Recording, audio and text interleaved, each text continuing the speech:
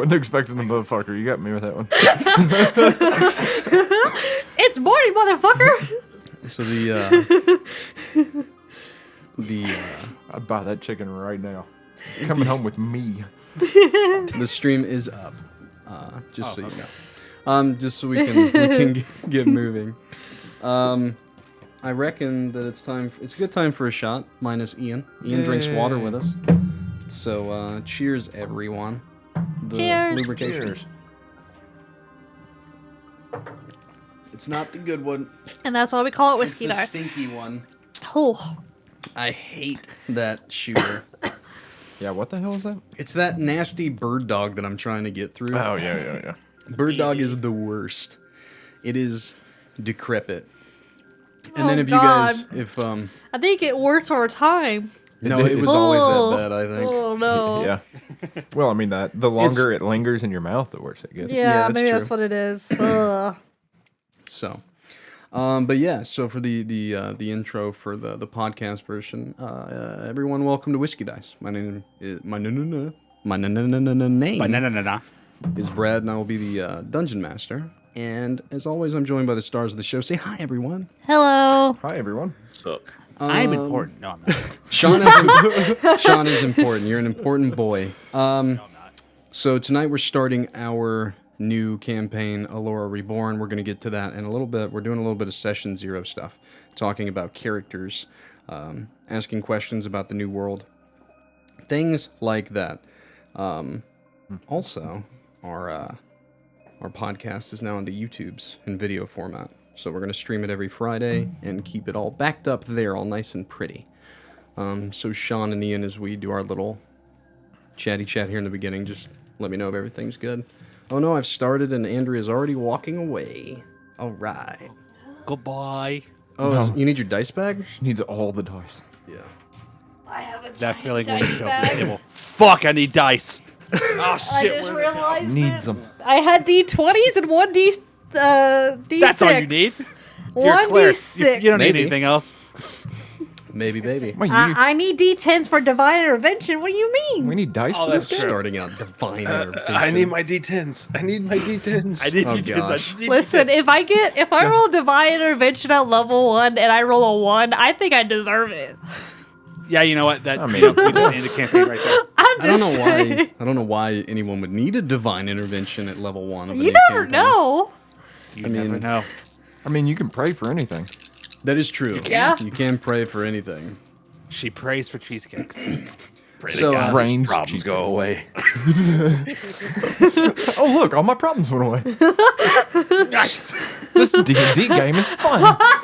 We will play real life simulator if we have to. Dang it! We're all gonna get jobs, and we're gonna have Oh. stresses of life. Oh, no. I'm gonna make. nice. I'll give you like just a duplication of your real life jobs. Oh, no. You know what? Let's do it. Because I want to see you make computers in this world. Do it. I That dare would be you. hilarious. I want to see you talk to people on insurance. Ooh, don't make insurance in a fantasy world. It's already so bad. There was one campaign where we had a mind flare in Vimhara that was an insurance salesman. Yes. No Yeah, way. remember that Oh, guy? he was great. Yeah, he was based off of my friend Anthony. Like health insurance? He sold all kinds Kind of of. insurance. Really? He was more of a guy that if you've ever watched like Peaky Blinders. Yeah. Not Peaky Blinders, Boardwalk Empire.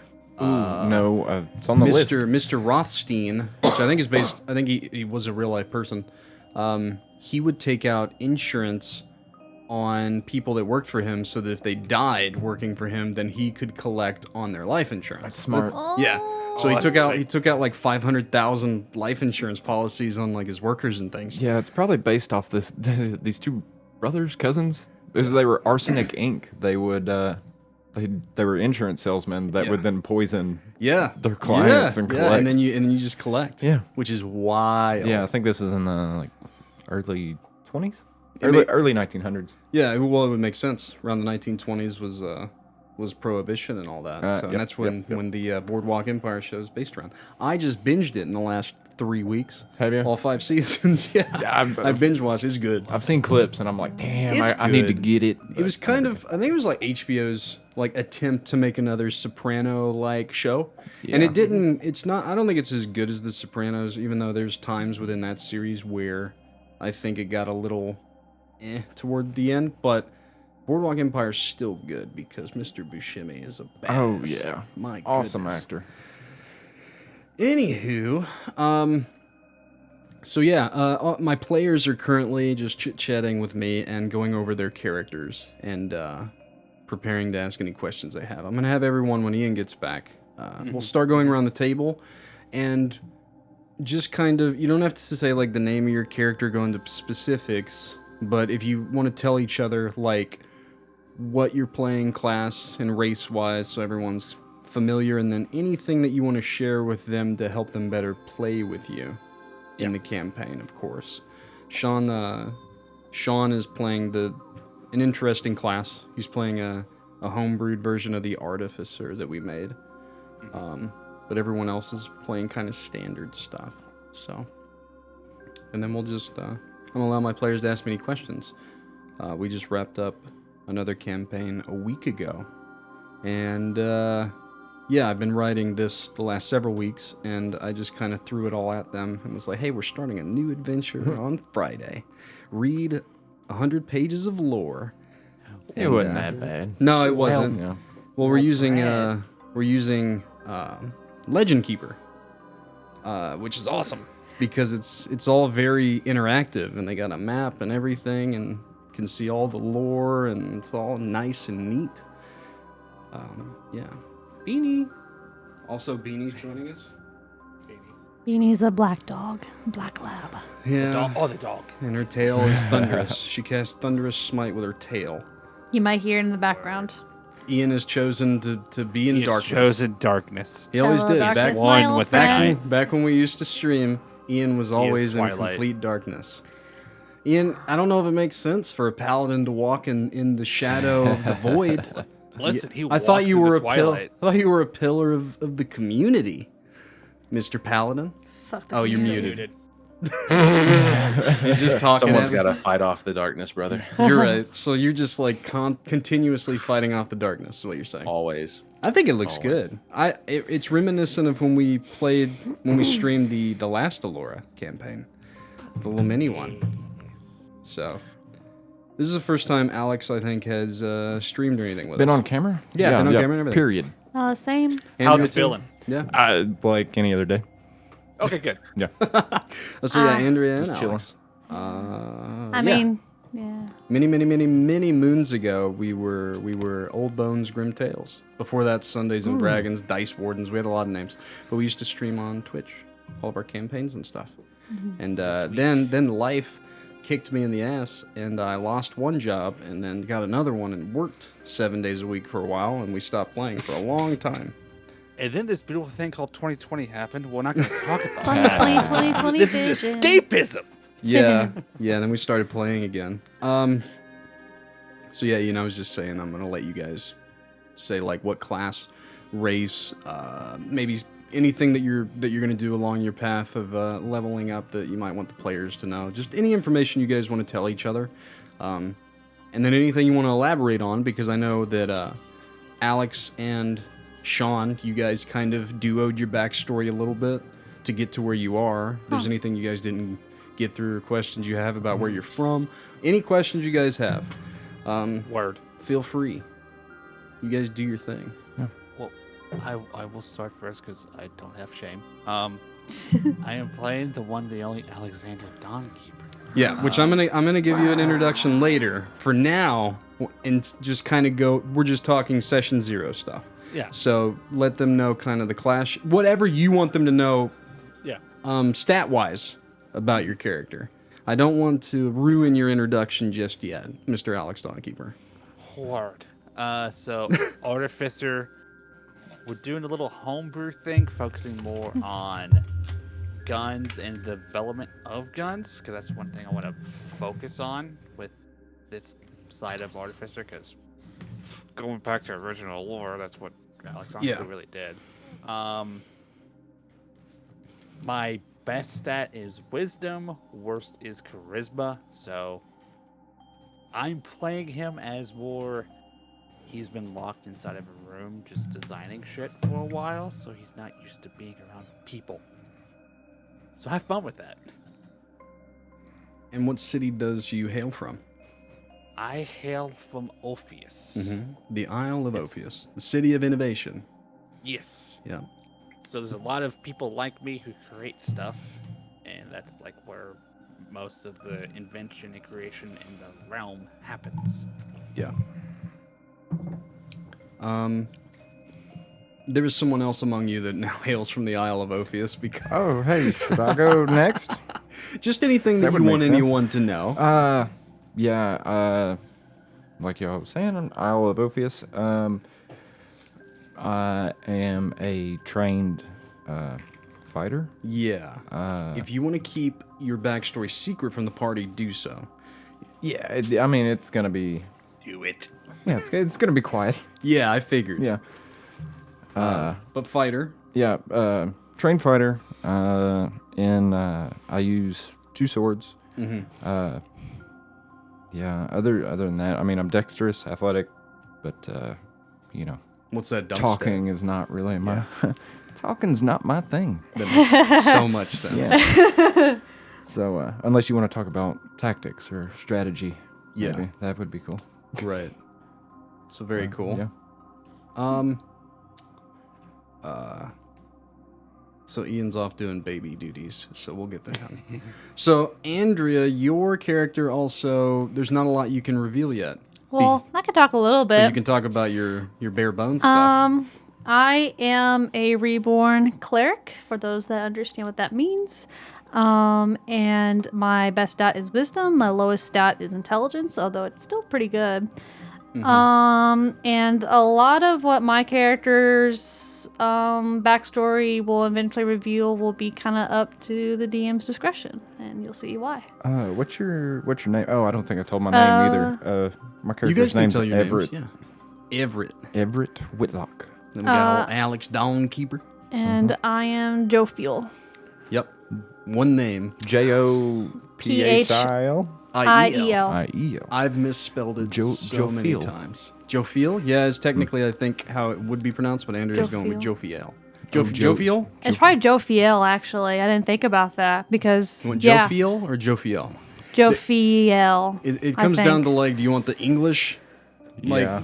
pronunciation or the American pronunciation? Probably the English So because Jophiel. of how Jophiel, like Raphael. Is that how you want it? You want Jophiel. Jophiel. Yeah, Jophiel. Heard. I never thought about that. When I heard it in my head, I was like, this sounds right, but I'm like, actually, that sounds right. Right.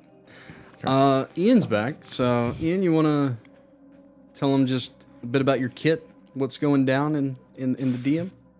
Yeah. So I'm gonna play a Glory Paladin, and I'll be shield and spear based. Ooh, cool. Which is super interesting and fun. Yeah, I'll probably do normal paladin stuff. I'm gonna look to boost AC and play pretty safe, and then smite, and crit, and that's probably what I'm gonna try to do. I do athletics, insight, investigation, perception, and persuasion. Nothing. Okay. Not a whole lot going on. Did you dump that elsewhere. dex again? I did. So, Yeah, are you going to so- Great Weapon Master Double Smite? Nah, so Oh, okay. because I'm rolling with the spear and shield, I am Oh, okay. rolling Master? pole master Ooh. first. Yeah. Interesting. yeah. Okay. So it'll be pole master, and then I'll probably go shield master, and then I don't know, maybe sentinel though. It just depends. Ooh, yeah, Polar Master. Pole Master with Sentinel is always a great combo. It is. You're gonna be Brad's best friend. Yeah, I'm gonna hate all of you.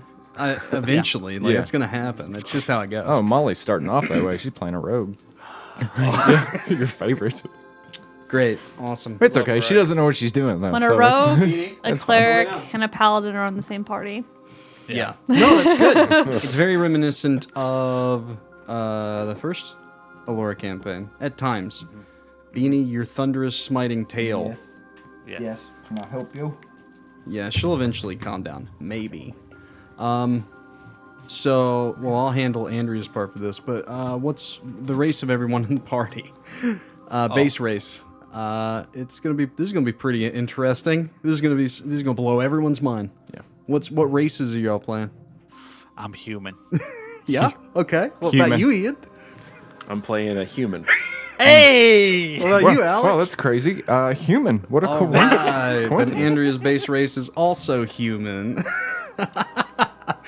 I promise we we're in do this- more crazy stuff. It's just It's been a happens while. like this. It's been a while since we played through two mini Listen. campaigns recently. One free feat is Yeah. hard to pass up. Yeah. Yeah. I get it. Yeah. I get it. But this only means you can really punish us with darkness. Of Yes. course. Oh yeah, no one can see. Of I course. have light. In a world that literally revolves around faith and then the encroaching darkness, it makes a lot of sense, you know? Ian, what's your character's name? Ooh, this is Sir Cedric Chamberlain. yeah. A lot of those that know you, Ian, within the game may refer to you as Sir Cedric Chamberlain because some of them talk in a way of days past and how they pronounce things. It might make sense to you in a little bit why. Sir Cedric Chamberlain. Chamberlain, because it's how it's spelled. But Sir Cedric Chamberlain is how we would pronounce it. So, but some emphasize the pronunciation that you know.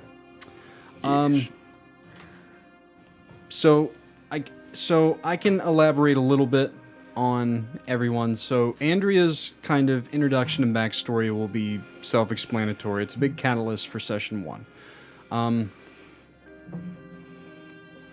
I'm going to try and refer to everyone as their characters' names now. This is going to be fun.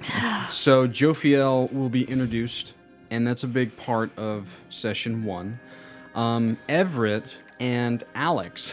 See why this is interesting is because Everett is Alex, but Shawn is playing Alex. Yeah. It's going to fuck me up.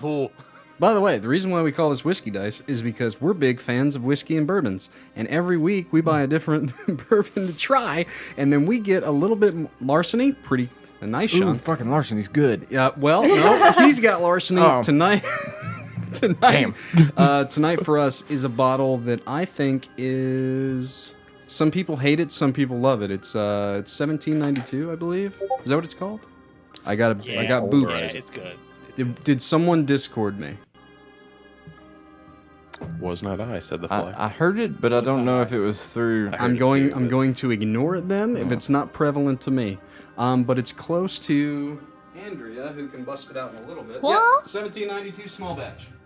Da-da-da-da. So typically at some point, as we grow deeper into the session and get a little bit inebriated, which makes for such a fun, riveting tale, especially when we're trying to be serious, we bust out the new bourbon, try it, give our thoughts while we're playing D&D. It's that simple. And then, disclaimer, we do have my daughter and then Alex's daughter do play with us on a bi-weekly basis. They're underage. They don't drink. Okay? Now there's cameras now to fucking prove it. Yeah. So... Remember, those that be, doubt it, be 21 and over to drink. No one to stop when it starts. Yeah. And we're not promoting any whiskey here or there. We're just trying a new one every week because it's Yes, fun. we do. Yeah, we It just adds to the like drinking collection. it. We just can like take sponsorships though. we are Yeah, we will. Like totally. Gladly. not alcoholics. And then yeah. Wait, what? We aren't? No, we are not. Oh, okay. Oh, We are not. Good. But that is good. Back to what I was Great getting news. into. this way Great or, news. Back to what I was saying. But yeah, so Jophiel will be introduced, and we'll get to more about her within the game itself. Everett and Alex hail from the same city, and both have... So Alex Dawnkeeper is a member of more of an upper echelon family, and we'll get to all that within the campaign as it unfolds. Everett, also of very much an upper echelon family. And we'll get to that as the campaign unfolds. But Ian's kind of playing a catalyst for what the campaign is based upon, which is overbearing faith. of the Sovereign Pillars, which is the gods of the world of Alora. Ian's playing a paladin of Essos, which is one of the triumvirate, one of the gods of the Triadic Conclave, one of the gods of the Sovereign Pillars. I've got a little bit of an intro for us here in a little bit, which we'll go over, kind of the base lore without much spoiler for the campaign. And in the beginning, it's just about these 4 individuals coming together under unlikely circumstance as if it was preordained by some balding man that wrote it on his computer. Odd. Who could that be? But yeah, so does anyone have any questions about lore and things and stuff? The heritage background traits. Yes. You get a 5e background and a heritage background. Okay. So what would you like to discuss about the heritage backgrounds?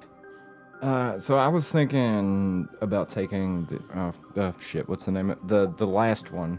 But I cannot remember the Elodar Disciple? Yes. Do you want want to have trained in the Elodar? Well, I figured it would have been training like similar. Yeah, very much so. Very much so. But without being there. Yeah, okay. Well, what we can say is that okay. perhaps your father or your father's father did some teaching there. Okay. Which would make sense. So yeah, Elodar Disciple would make a lot of sense for you. And it would make a ton of sense because so the Elodar are essentially where you take men and women of the realm that are on the brink of breaking laws and codes that, as we'll get into the campaign, you'll find out that there is swift justice for those that break the laws and the creeds of Alora. But those that the church deems strong enough to move forward. Where are you, Beanie, chewing on a bone right now? Between Alex and I. I'm going to allow it for the moment during the Session 0 part. But Beanie, how dare you? How dare you? Yeah, the Elodar Conclave is where the strongest warriors of the realm are trained. But usually they're made from those that are on the brink of being exiled from the land via swift death and ship to heaven or hell. It's basically like what they used to do. Hey, you can go to jail, or Yeah. we've got a war on. It's usually to those that are part of a militia or well, it's not just that. They also take in orphans. Okay. So orphans from I all read that. across Alora, are given to the Elodar Conclave to be put to some use. Yeah. And you don't always just become a warrior. You can become a diplomat and all manner of things. Yeah, because they're their own. They're their own. thing, Yes. right? Yeah. So the Elodar Conclave oversees Noth Lobrak as well, which is the Titan lands, and the Titans, which the Goliaths of Alora, are the last race of individual to try and spark a war, and when they did so, it was immediately quelled, and they have literally been locked and imprisoned in their homeland, within their city. It's sealed behind a gate that is watched over by the High Lord of Cedric Gore, and we'll get into more about him later, actually. So yeah, and this is stuff that we'll get to during the course of the campaign as you explore the world. It's very disclaimer. It's very sandboxy. In the beginning, it's kind of, you're jumping on a train and riding it in the beginning to get, jump started. But after that, the players literally have an entire fantasy map to do as they will. So, which is something I've never done before. I will admittedly say that even though sometimes I make it look like it could be semi-sandbox, it's been railroaded so hard. So. I guess one thing we could talk about too, when we talked about our characters, was like our background and yeah, for sure, our heritage, since that's like something that's not always obvious. So I'm a gate warden from the background, and I have the Celestial Chosen as my heritage.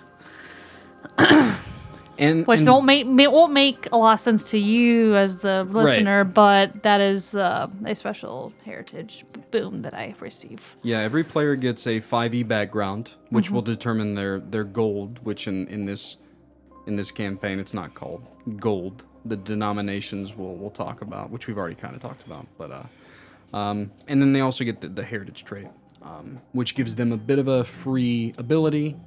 Not quite an ability. It just kind of gives them a plus, like a background will do. I wanted everyone to have a heritage trait within Alora, not just kind of blanket 5th edition D&D.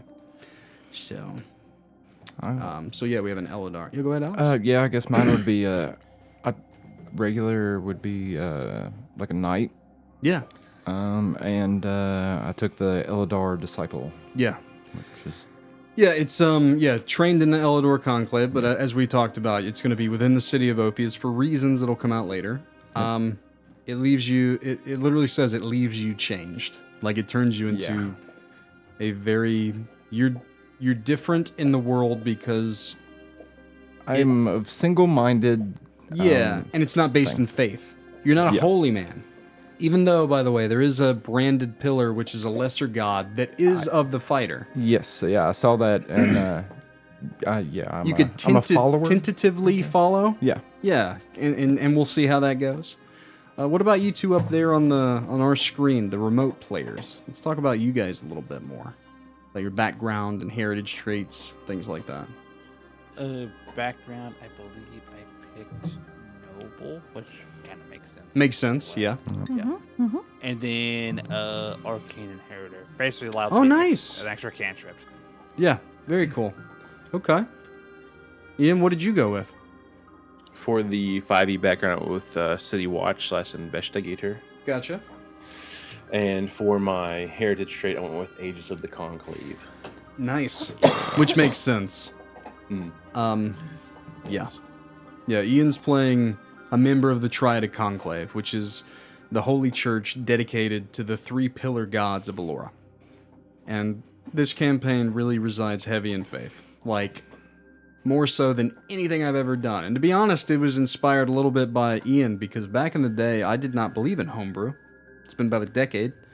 Ian and I actually had arguments to where I was like, why are we homebrewing things? Why would you change rules? It's all written right here. Back when I was a bit of a smooth brain and a bit of a hard ass, which I still am. How the turns. But now you have so many wrinkles. Yeah, he changed my perception, and Ian he ran a world that was in my Cosmos Forever, Eterna, that was based upon, like, primordial rebirth, going against godlike beings and great calamities and things. So Alora was, this version of it was very much based upon that, so. And we have played through a campaign in Alora. This is after the world was reborn. Centuries later, so it's like starting from scratch. Written history is only 480 years old at the moment. in this campaign. Yeah, 480 years. There's a Wow, complete okay. timeline, and that's what that voice. That's what that goes over. Yeah, I didn't look at the The eras. dates though. And that's in Legend Keeper, which is crazy. Yeah, 480 years. You should review it as we're listening. Since you're listening. Well, I mean, I've read it all. I just didn't look at like Yeah. Oh, the players. eras. I didn't look at how short they were. I've messed up big time for you two. So, I'm actually curious. I want to try something. Okay. Not for you, but for the remote peeps. Oh, okay. I just realized that they don't have Spotify, so that means I have to redo their cameras a little bit live, which is gonna suck, but that'll be okay. We'll do it live. I'm doing it live. Where is the share my screen? There it is. And I'm looking for Spotify. Is that Spotify right there? No, this one is. There you go. Immersion. The immersion. I know. All right, now I'm going to have to redo. Wow, one of them is literally. Shawn is now Spotify on the stream. I am Spotify. Shawn is Nice. Spotify on the stream. Can you make yourself disappear? That sounded mean. I mean, not Shawn. I'd say Brad's character thing up there, because that might fix it. What? Can you hide yourself? No, you cannot. No. Oh, okay. No, I can't. Oh, okay. Which isn't a Ian big just deal. hid himself. Yeah, I want to see what did that do. It brought him back. Oh no! Oh, Shawn is froze anyways. Is Oh, that no, made, he's not. No, he's not. He's just not No, he's moving. not. All right, hold on, Fucking Ian. scared me. Come back, Ian. Oh, and now you're on the bottom. Oh my goodness. All right, so you know what? We're doing it live. God. I like it. I Ah. think this is fun, to be honest. All right, so Ian's good. We're gonna lock him into place, and then we're going to delete Shawn, and then Delete reapply him. Get rid of the boy. Yeah, be gone. you Get rid know. Listen, it's all good. Don't worry. Gosh, I'm so glad I'm not on my computer. Oh, now there's calm. lots of Everything's Shawns. okay. Everything's okay. It's I fine. have to crouch here for this. Don't be weirded out by that. Nice. Oh, I'm being moved into position. You are. I'm doing my best. Oh, There I we gotta go. bring you Just down. cut away. And then there. Oh. I'm getting you there. Don't you fucking worry. Oh shit! Oh. You're almost pretty. Almost. Oh, we need to make it a little bit bigger. There we Yep. Do it. it fucking gets me every time. go. Oh no!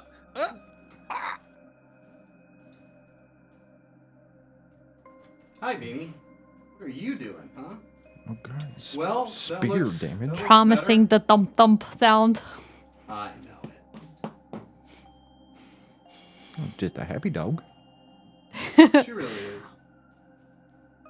Alright, I think we got you both back. Good. Da, da, da, da. Good. And I'll fix that a little bit better for next time. By the way, do you guys now have Spotify access? Yes. Okay, because it'd be really shitty if I went through all that It'd and be you real don't. unfortunate if we didn't. Can both of you hear music?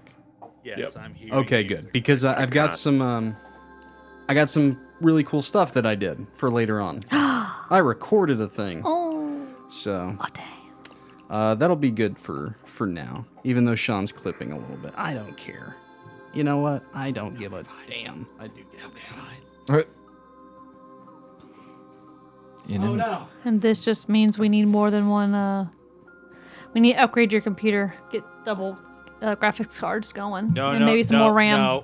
No. Yep. No, it's working fine. Nope. No, that's not. No. No, that's not the problem with what just happened. So what happened was I didn't share to them Spotify yet. Yeah. So it adds an extra Maybe screen, OBS screens, and I'm capturing them over there. Yeah. The only thing that's bothering my OCD now is that I usually hide the green outline showing that they're talking, which is around Ian right now. That's just gonna be there, and you know what? It's just because you're a beautiful man. Yep. My favorite color is green.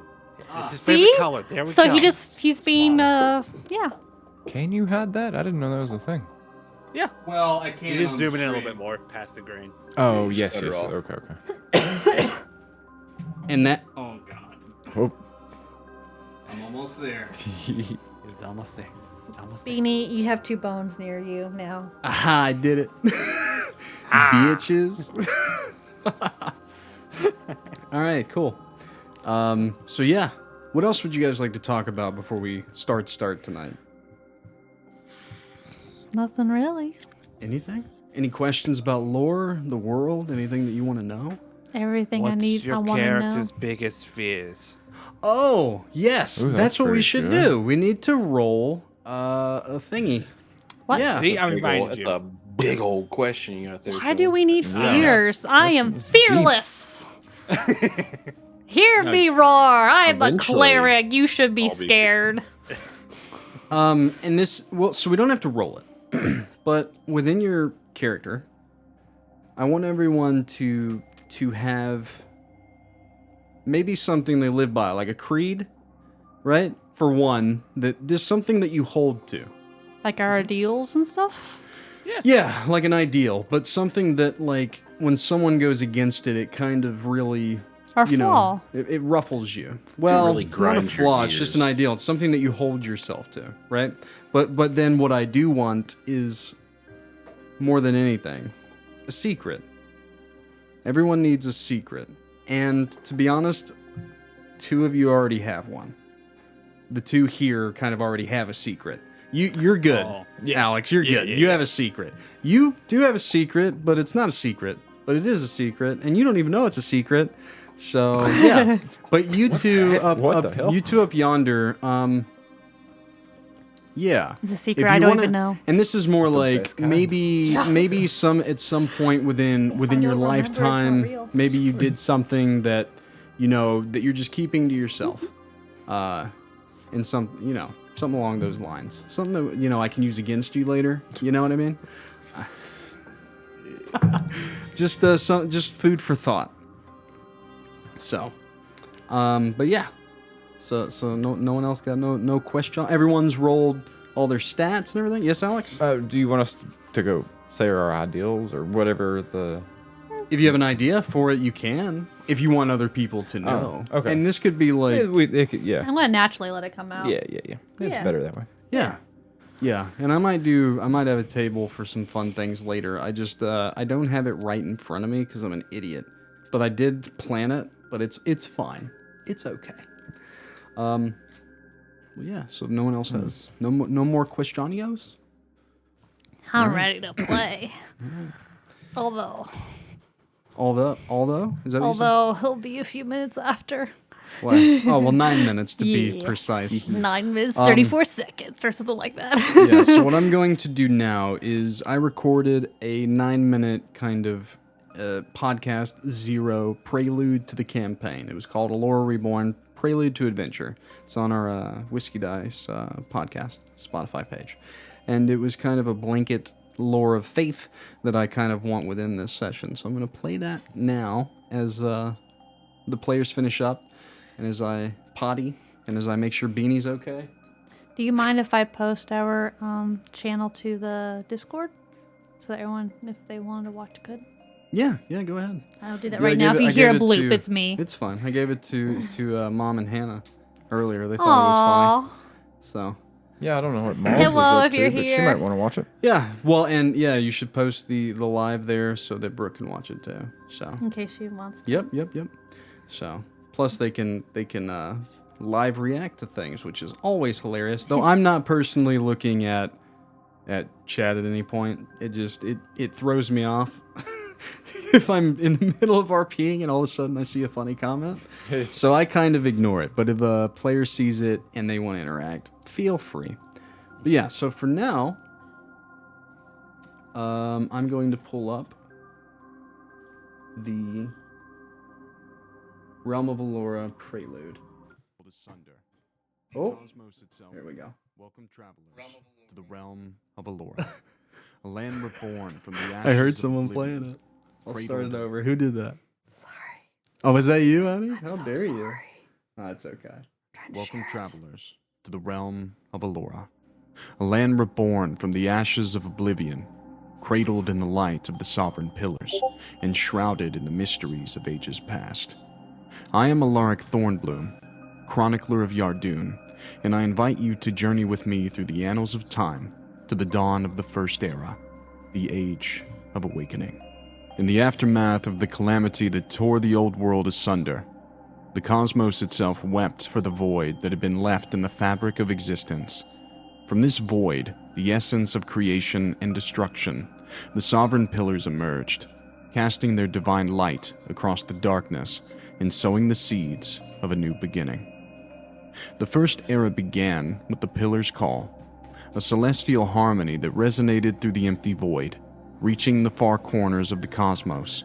It was a summoning, an invitation to those souls wandering the spaces between worlds, seeking refuge, purpose, and a new dawn. And so they came, drawn to the burgeoning realm of Alora by the promise of hope and renewal. Among these first settlers were beings of extraordinary lineage, elves, drawn by the verdant allure of Alora's forests, dwarves, captivated by the untouched riches veined through the mountains, humans, adaptable and resilient, finding their foothold in the plains and valleys, and countless other beings, each contributing to the tapestry of this new world. As the First Era unfolded, the settlers forged their lives amidst the raw, untamed beauty of Alora. They built cities and sanctuaries, temples and towers, each a testament to their resilience and their faith in the Sovereign Pillars. It was a time of exploration, of laying the foundations of what Alora meant to become, a realm of boundless potential, guided by the light of divinity.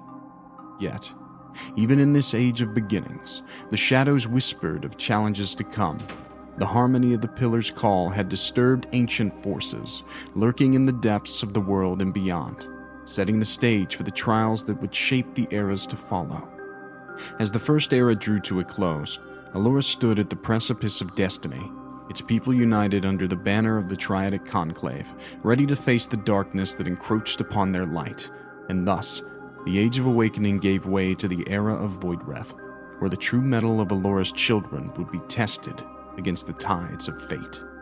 The prosperity and peace fostered in the Age of Awakening had flourished under the vigilant watch of the Triadic Conclave.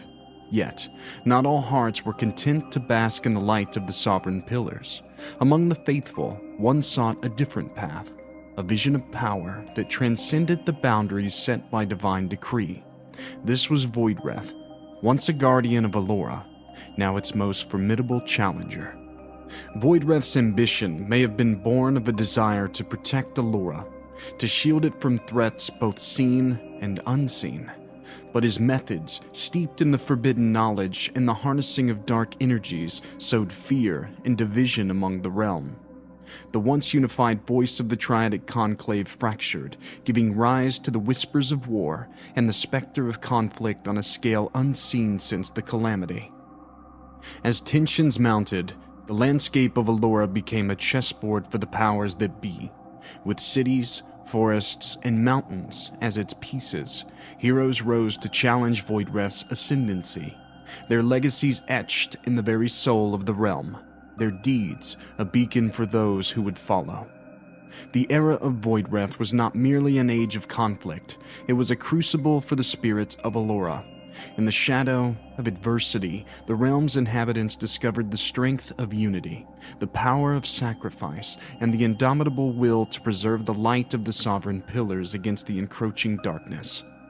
In their quest to safeguard Alora, the Sovereign Pillars sought the guidance of the heavens. Their call, pure and resolute, pierced the veil of the cosmos, awakening the world's soul at the heart of the realm. From this divine communion, the god sparks emerged, sacred wellsprings of power scattered across the land, each a testament to the Pillar's plea for aid. With the god sparks illuminating the path to salvation, the Sovereign Pillars ventured forth, seeking these nascent fonts of energy.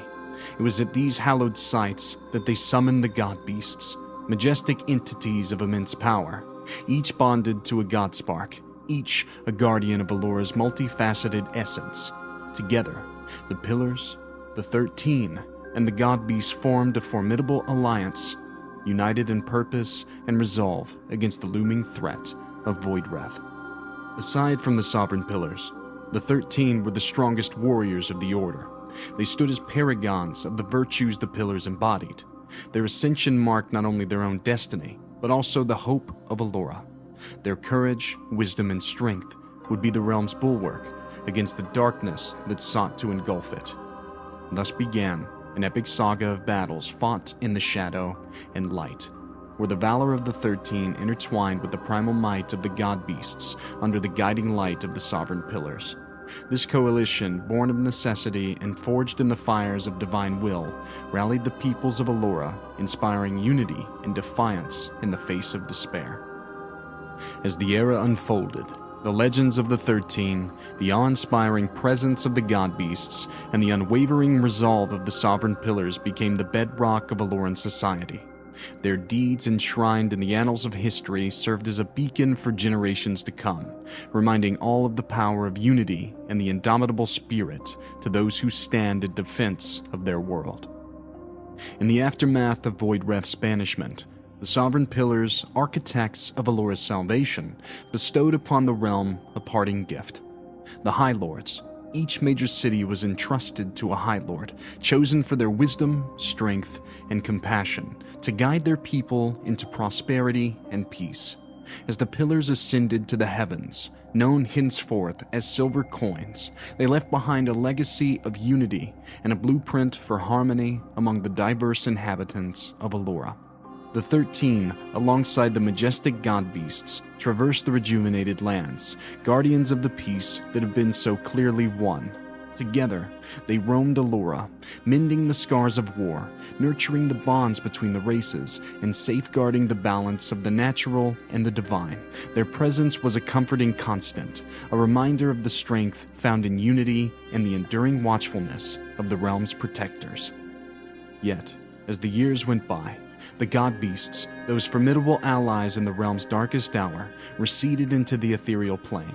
A silent pact was made then, a promise that they would return should Alora ever call upon them. The 13, their task completed, became enshrined in legend, frozen in time, waiting for the day their guidance would once again be needed. As the age of renewal flourished, seeds of a new era began to stir beneath the surface of peace. Whispers of change, of an impending awakening, breezed through the corridors of power and the humblest of homes alike. Prophets spoke of the Age of Twilight, a time foretold when one among the 13 would arise from their slumber, heralding the dawn of a new chapter in Alora's saga. Under the ever-watchful eyes of the stars, Alora stands at a threshold of destiny, awaiting the awakening of the Twilight Heiress.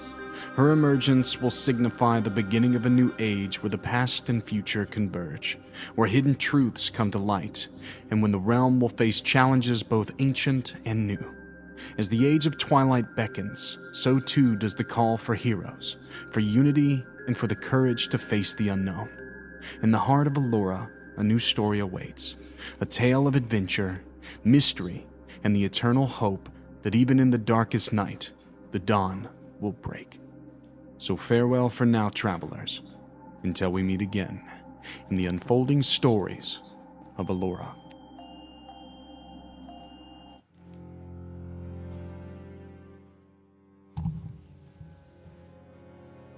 Welcome back. Ooh. That's a lot. Yeah, it's a lot. It is a lot. But it really sets the stage for the campaign. We should be all ready to go. Everyone ready? Aye, Captain. So I know that everyone just listened to me talk for 10 minutes, but now you're going to have to listen to me talk for another 5 minutes. Yes! But I'm working on getting the players involved, I promise. Sorry, just getting the coughs out. So, welcome to the Alora Reborn campaign. Chapter 1, The Umbral Ascent. Are we ready, players? Ready. Yes. Look at me like that. How dare you make me smile. It's very miraculous that it has been 480 years since the day of Alora's rebirth. We sit here and now, amid the month of Galewing, on the second day of Tide's Turn, the 480th year of Aloran remembrance. It is miraculous simply because so much has happened in what is nearing 5 centuries of recorded time in Alora. What was once a solid continent in the beginning, broken near in two during the Calamity. Alora is a united kingdom spanning across what is known as the Hooklands, the Fringe Lands, and the Core Lands. Led by the High Lords by proxy of faith, founded on the principles of the Sovereign Pillars, gods who form the Triadic Conclave, Essos, Alile, and Elmadan, each the pillar of their own factions, the Order of the Ascendant Flame, the Harmonious Choir, and the Order of the Locket. The realm holds its breath, listening ever vigilantly to the echoes of rumor and prophecy, as we have lived amid the era of renewal for quite some time now. Questions of the future in cities that push the limits of invention like Ophius sow doubt in just how long we can stick with the old ways. The High Lords, chosen of the Pillars and given long life only to hold to their creeds amid revolution.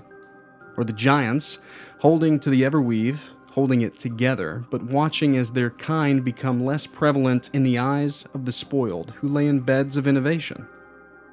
And what about those barred to the barren lands? Goblins and orcs who were never satisfied. And those of Noth Lobrak who have tried to sprout war, but found out the hard way that the creeds of old still beckon unity when faced head on. These are questions at the end of a bygone era.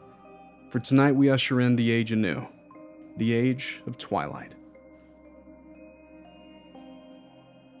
2 men travel from Ophius, seeking what 2 weeks of travel had led them to, only to be informed the man they seek has just left. But the information of his destination was free, especially to the man holding a writ of duty signed by a sage consular of the church. So again, these 2 men set off, down the Lindahl Trail, past the fabled Wayfarer's Rest, near the Sentinel Hill, and unto the Islet Wharf. It took some investigating, but a local shiplord of the port near Serenity just so happened to overhear here in the Islet Wharf while he was docked. Excuse me. And with more pariths spent, a small, sleek sailing vessel was rented by the 2 men. It was as if these 2 men could see the steps of their quandary before them, as if their travel was hastened.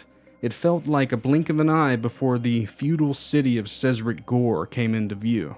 It was quite the intimidating sight.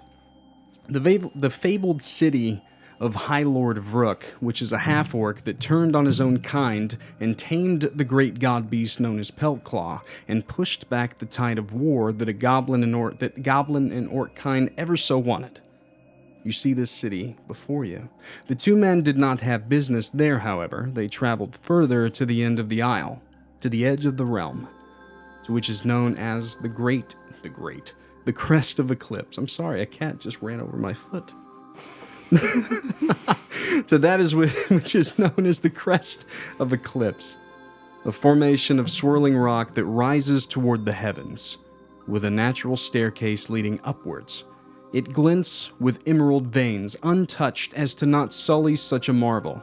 The 2 men pass a nearby group of half-orc warriors, each with their kin, wives or husbands, each in a state of sorrow. You 2 see this. And upwards you climb to the peak of the Crest of Eclipse that overlooks the black waters of the edge of the world below. 2 other men already stand there, one towering near a foot over the other as they stand side by side, backs to you. The tall one's skin is blue-gray. He wears dark leggings and a billowing silver tunic. He turns his head, and you see the half-orc man.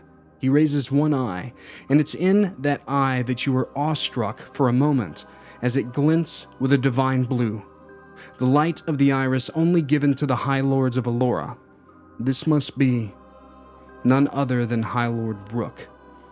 You look at one another in great surprise. Shawn and Alex, please introduce your characters as you look at each other awestruck for this moment. Whoever would like to go first.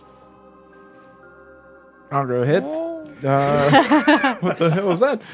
I'm Everett Whitlock. I'm a young 25-ish male, tall, very physically fit. He's dressed in scale armor, well taken care of. Got a he carries one sword, one hand axe, and there's a broken sword in his belt that looks about the size of a dagger. Brown hair, green eyes. Yeah, that's about it. And you stare unto another. Go on, Sir Shawn. Yes, I am one Alexander Dawnkeeper. He is tall for a human, so like 6'3", 6'4", very slender belt, has long, unkept black hair, and then a very thick, bushy black beard.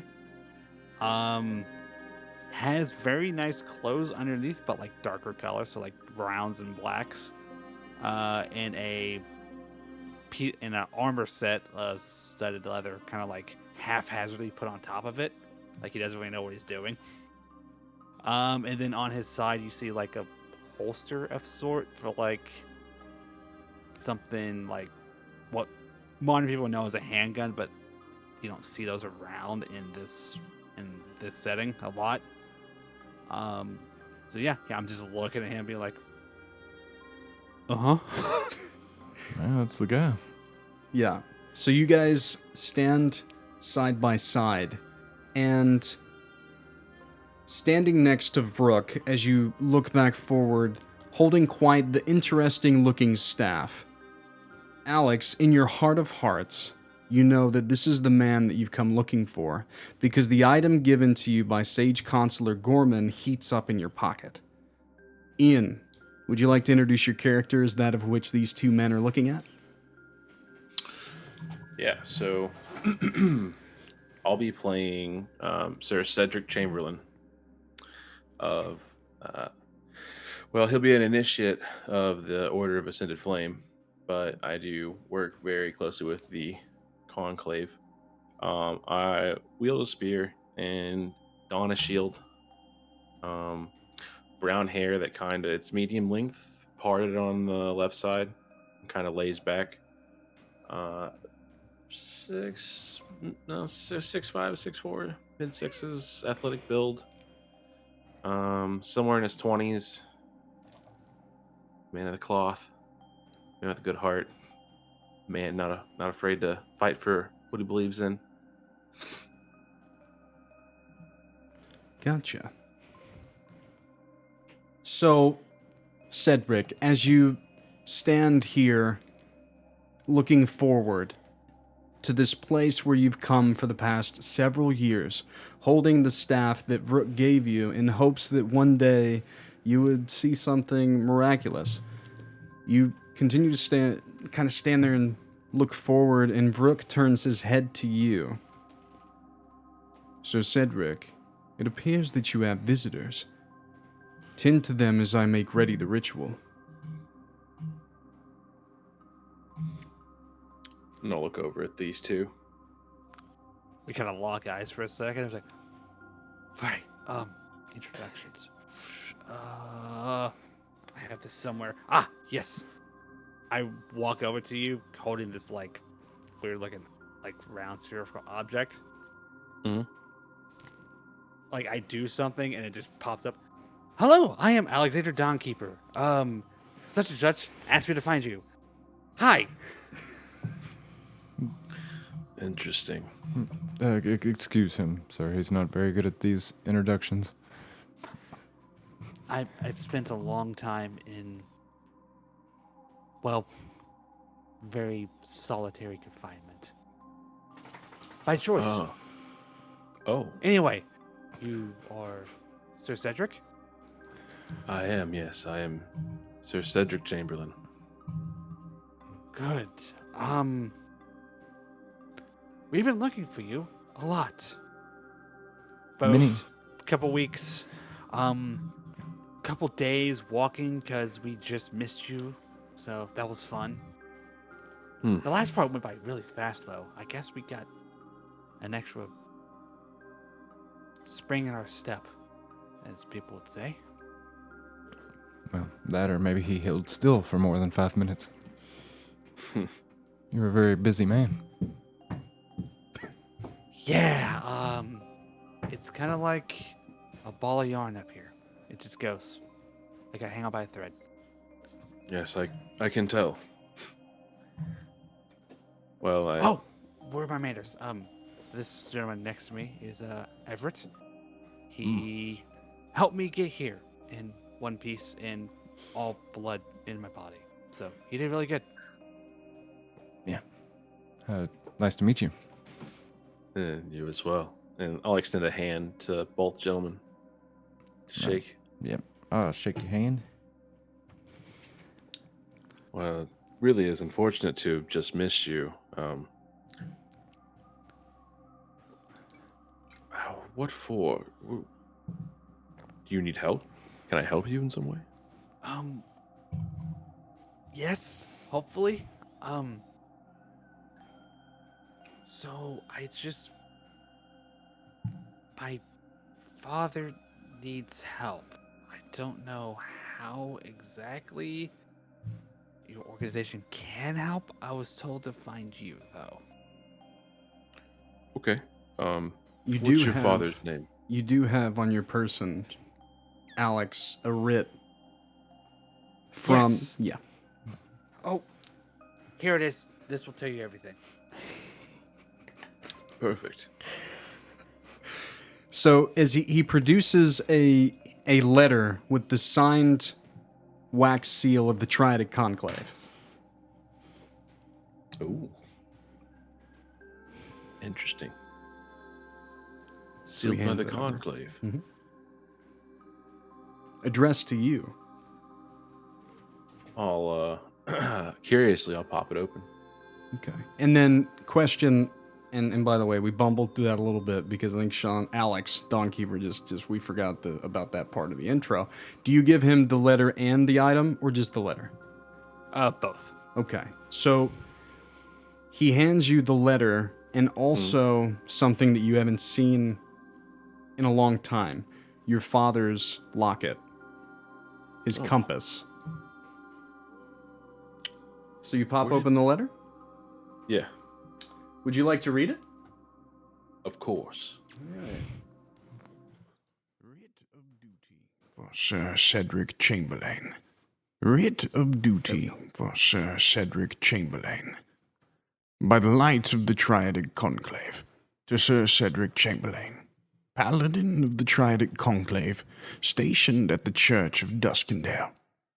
Be it known that your service to the pillars of our faith, Essos, Alial, and Elmadan, has been observed and deemed worthy by the highest authorities within our sacred order. In recognition of your devotion and your lineage's long-standing commitment to our cause, a special charge is now bestowed upon you. You are hereby instructed to accept into your care and guidance Sir Alex Dawnkeeper of Ophius, bearer of this writ. He comes seeking understanding and enlightenment on a matter of personal and divine significance. Your journey with the Dawnkeeper is sanctioned by the Conclave, with full authority to utilize all resources at your disposal to aid in his quest. Let the light of the Sovereign Pillars guide your path, and may wisdom, courage, and compassion be your companions on the road ahead. In the service to the light, Sage Consular Gorman, head of the Triadic Conclave in the Isle of Ophius.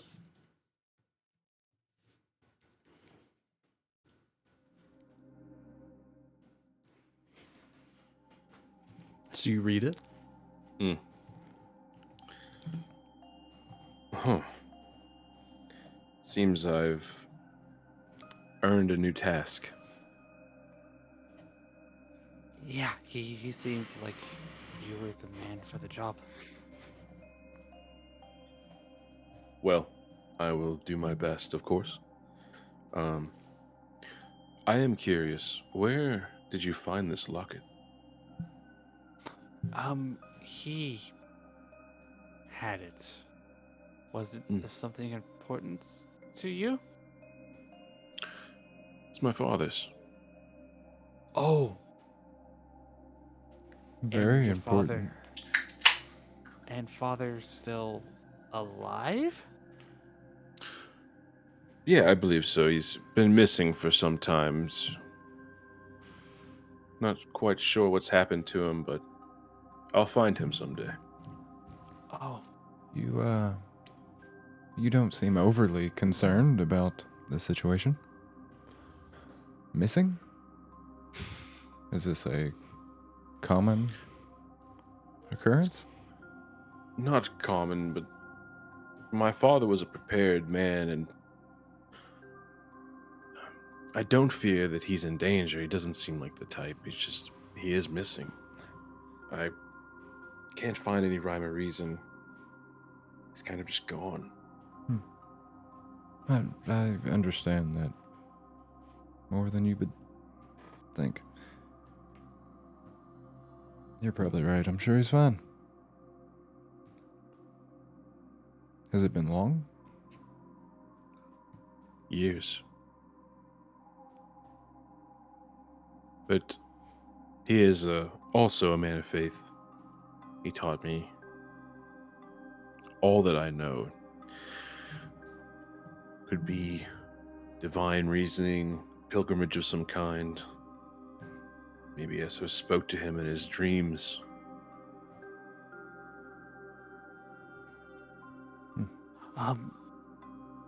If you don't mind me asking, what faith he follows? Which one does he attend by?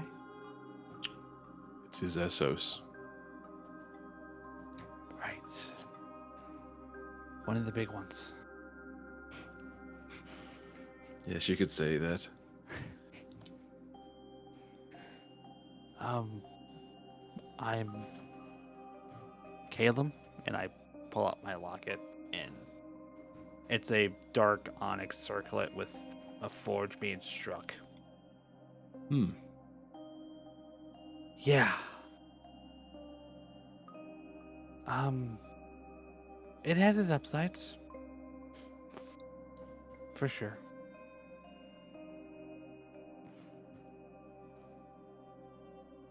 Caleb.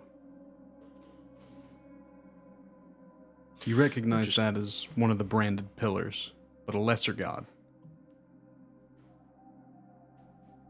All gods are important. But some more important than others. I understand where he falls in the line of things. It is really the faith that matters. Exactly. In this world, we all need a light. No matter how important we think the shine is. I don't know, I could have said it better myself. I think I read it in a book somewhere. I like books. Maybe I haven't guessed that by now.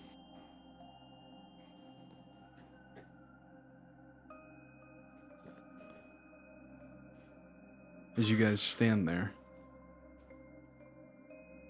the atmosphere begins to grow thick, and the air crackles with a latent energy as High Lord Vrook produces a small piece of glowing orange stone. The heat cascades across each of you as he grips it and touches it to his chest. You hear him whisper, "It's that time of year again, my friend. I summon you. Night River." There's a shockwave that reverberates from the chest of Vrook as reality begins to shimmer and distort. The world itself begins to hold its breath. All before you folds like a book. From the abyss below, a colossus form begins to emerge. That of Night River, a being of pure awe-inspiring power, emerging in its indestructible form. It begins to ascend. The creature's body, if it can be called as such, is a tapestry of the void itself. It's two-dimensional and incomprehensible, warping the air around it, blending shadows and light into a dance of existence and non-existence. Night River's approach is silent, yet palpable, an overwhelming presence denying understanding. Night River reaches down to the level of the cliff, its massive ethereal form towering over all of you. With a solemnity that seems to echo through the very bones of the world, Vrook steps forward, his voice a beacon in the overwhelming presence of the void itself. With ancient words that resonate power, Vrook commands the opening of the gate. Night River's chest, a swirling maelstrom of dark energy and starlight begins to part, revealing the gateway, an entrance to the Umbral Ascent prison. The air around the opening pulses with an eerie light, beckoning and foreboding all at once. Each of you watch in awe, the boundary between worlds breached before you. This gateway stands as a testament to the power that the High Lord wields. You now watch as those men and women that were below come forth to the crest, each with many heavy packs, escorting with them prisoners that will spend their lives here until they are reborn to the world, changed forever. You watch as 23 enter, 15 of Rook's warriors, now wardens of the Umbral Ascent prison, and 8 prisoners. Moments later, one by one, wardens that have spent the last year inside begin to exit, and with them, some ragged-looking men and women with a glint in their eyes that speaks of reborn soul, rehabilitated to grace the realm of Alora once again. Sir Cedric Chamberlain, you watch as all leave the prison, and you can't help but to feel the slightest bit of doubt yet again, wondering if your path is true, wondering if what Vrook has told you is real, and you make ready to turn, the ritual near complete as the twilight hour beckons forth. As you turn, the hand of Vrook stops you, turning you back around, as you can now see a woman stands there, eyes not glinting but glowing, as she walks free from the Umbral Ascent prison. Andrea, if you'd like to introduce your character and also the staff that Cedric is holding in his hand that is just lit with effervescence. Yeah, so a human woman steps forward, brown chestnut hair, about medium length, just down, bright aquamarine eyes. She towers 6 feet tall, and delicate overall build, but like anywhere where you see her skin, you can tell that she's been through some sort of battle of some kind, lots of scarring throughout her body, although healed in a very odd way. And there are points in her arms and legs you can see where the scars are themselves, almost like her skin is like breaking or fracturing. It's not normal scarring. And then on her left eye, she does have a massive scar over top of it to the point where her pupil itself has split, but her eyes don't appear white in that side, or it doesn't seem like she has a depth perception issue as far as you could tell. And then as she walks out, her clothes are that of like a white faded tunic and brown ragged pants, almost like a lesser follower of like like a priest or like an initiate of the church. And wrapped around her left hand is some some silver prayer beads. And as she walks out, she just looks like she's taking the world, like what she's seeing for the first time in a way, as she sees the other people moving about her and sees the other people kind of watching her. She takes very little notice of that and then just continues to look around about like she's curious. The staff that Sir Cedric Chamberlain is holding is carved out of a celestial wood that is almost golden, but still brown, that spirals up. And it is curled at the very top with a crystal that up until before the woman stepped out remained almost dark, almost void-like. But as she steps out and almost locks eyes for a second, it glows with a bright white light for a moment before kind of calming down. Throughout the spiraled staff, it has silver lining pieces throughout it, as though something was supposed to be there but no longer is, like almost hook holds throughout it. And it just is, like I said, is holding into Mr. Chamberlain's hand. Mm-hmm. You all bear witness. Do we know what happens in there? So each know. Would you like to roll a history check? Yes. Would you like to be the first roll of the campaign? Da da da da! Sure. Do it. Do it. Beanie, if you want to play with your bone, you got to do it over here where it's not the sound of a thunderous roar. Oh, history. Okay. I read a book once. What'd you roll? It's relatively. I read all the book. All right. The whole book, all the way through. What do we get? First roll of campaign. 24. 24, okay. Damn, The that's awesome. So, within Alora, within every major city, there's a Church of the Triadic Conclave that handles justice. They act as judge, jury, and executioner in every city. Yeah. If someone does something wrong, they are typically brought before a cleric of Belial, where they are then questioned and the truth is found. If it was a grave enough crime, they are instantly handled. But every now and again, a cleric of Belial can't see everything. And then one of Elmadan or Essos will come forward and say that this soul is worthy of reformation. Those souls are sent to the Umbral Ascent prison, which is within the God Beast Night River, where they spend a matter of years to become reformed and then released, hopefully able to provide to the world. Beanie, this is a problem. Anyway. So we just know that they are reformed. We not exactly how that happens. I guess. Yeah, you have no idea how it happens. Okay. But this woman that stands there is not in the rags of the other prisoners that were released, and she's very much, she just doesn't look like the rest of them. The others are kind of coming out, they're dirty, they're gaunt, malnourished, they're wearing rags, they have scars on their wrists from chains and other areas of their body.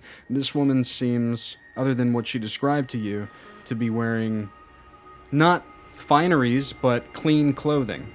And she doesn't seem malnourished. And her eyes glint in a way that reminds you of Vrook, but not quite as bright. And then the fact that her eyes gleamed in the presence of this staff is very interesting. Honey, will you grab that bone from her? Thank you. Just put it away. She's gonna bring it right back.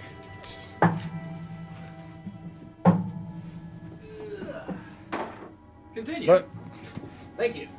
Bones! Alright. Back to it. What would you guys like to do? And what I will say is in this moment, you watch as Night River goes from this, he was literally two-dimensional and warped reality around him. He becomes three-dimensional and then begins to rescind into the dark waters below. I'll turn around towards Night River and just very almost like very calm and like I'm talking to someone that, I'm like, thank you.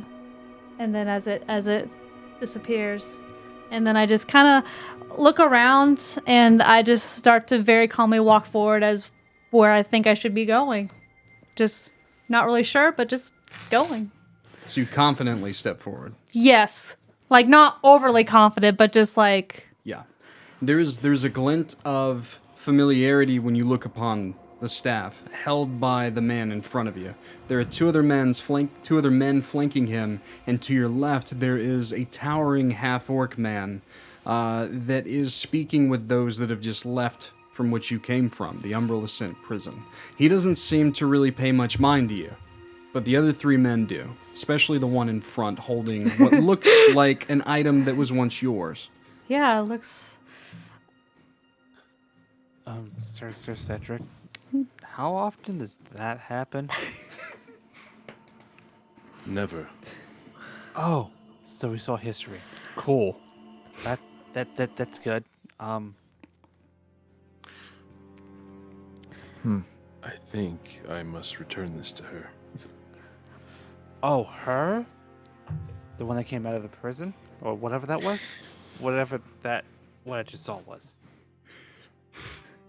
Yes, the woman from the prison. Yeah, I think you should. My character walks directly in front of Sir Cedric. That's a beautiful staff that you hold. I feel as though I've seen one like it. I think that's probably because you have Jophiel. You know my name as well. That is reassuring. I don't know yours though. What's thou name? My name is Sir Cedric. Sir Cedric. And where do you hail, Sir Cedric? Currently, I reside in Duskendale.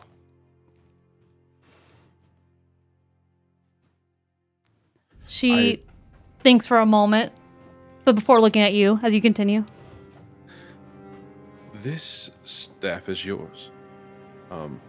Some time ago, when I found it, was given to me. Your name was written across it. Oh? Is it really? As she kind of, reaches out towards the staff. 'Tis the second thing that has my name upon it. Say, your name is Jophiel, correct? Yes, it sounds right. Yes. Touch it. I touch it, yes. As she Then touches, it must be yours. as she touches the staff, there is this blinding radiance of light across all of you as each of you lose vision. But then it begins to unfold before you, something else. You find yourselves immersed in a breathtaking expanse of a lush valley, bathed in the ethereal glow of twilight. The tranquility of this serene landscape is abruptly shattered by the presence of leaders of the sovereign pillars. Gathered in a tense circle, their faces' lines, etched with worry and discord, reflect the gravity of this moment. Their voices, a tumultuous blend of anger and fear, clash against each other, each argument a blade slicing through the harmony of nature itself.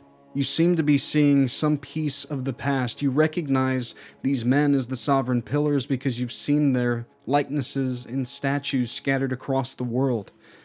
From the veil of shadows, a figure emerges, standing apart yet intimately connected to the unfolding drama. This is another man that you've seen depicted before. This is Voidreth. His visage, a tableau of sorrow and unwavering resolve. The glow in his eyes, bright against the gathering dusk, speaks of a vision that transcends the present, foreseeing a peril that encroaches upon the very essence of the world. As the cacophony of debate reaches its zenith, Voidreth steps into the light, his mere presence weaving silence through the discord. He speaks to the sovereign pillars not of division, but of an improbable unity, his words a soothing elixir to the inflamed spirits before him. He presents a sacrifice so profound and so unthinkable, his own transformation into a figure of malevolence, to cement a unity among the pillars strong enough to confront the ominous threat that shadows their existence. This vision that you're having blurs away with the leader's reactions, a storm of emotions ranging from incredulity and refusal to reluctant acceptance of this grim reality of Voidreth's proposal. The staff goes dark, and you're back here and now. What was that? A vision of some kind. Did it have to be so bright? Voidreth, a necessary evil.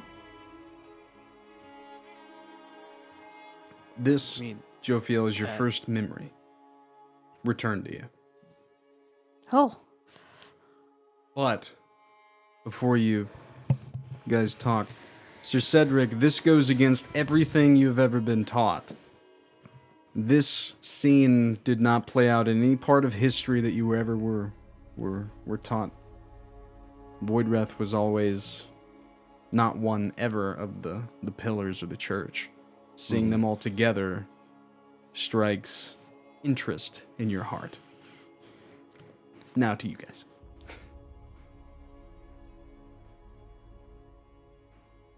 Wait, so that void ref? I know enough of that void ref where that would make sense. Heresy. They're all they all left for the silver coins forever ago. Voidwrath is with tarnished coffers. Yeah. Yeah, he's the bad guy. What was he doing with the good guys? His tenets still hold true, surely. Though I know not accepted easily. Could be fabricated. I've not heard of anyone that, well, openly preaches his tenets. We do not openly preach his tenets, but they are as they are. Without Voidwrath, we do not have the Triad Conclave. Both must equally exist, but it's hard to deal with, as Voidwrath is darkness itself. Evil. But without it, there wouldn't be light.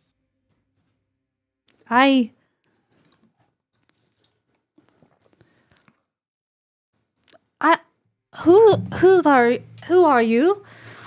Oh, The two of you. Introduction. Hang on, one sec. I had it serious. No, don't. Just, this is Alex Dawnkeeper. And I'm Everett Whitlock. We're from the Isles of Ophius.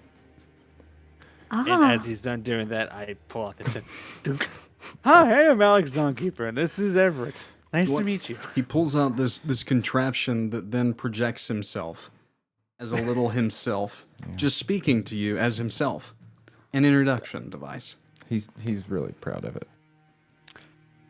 I spent so long making it. You have no idea. this is... I have never seen such things. And what's cool is I could go back and make different things. I can make it say different things now. Since Truly? Dude, yes. It takes Can you do time. it now? No, not right now. Oh. Give me like 3 hours. I can make it do something else. I mean, the things that are from the Isles are, well, quite incredible compared to some of the things that are still used around here. We can make almost anything. But yeah, we were actually in search of Him. Yeah, Sir Cedric, who I guess was in search of you. So we all found each other. Yay! How fate has been weaved. But why me? I am but a humble woman. I have reason to believe that you might not just be a humble woman.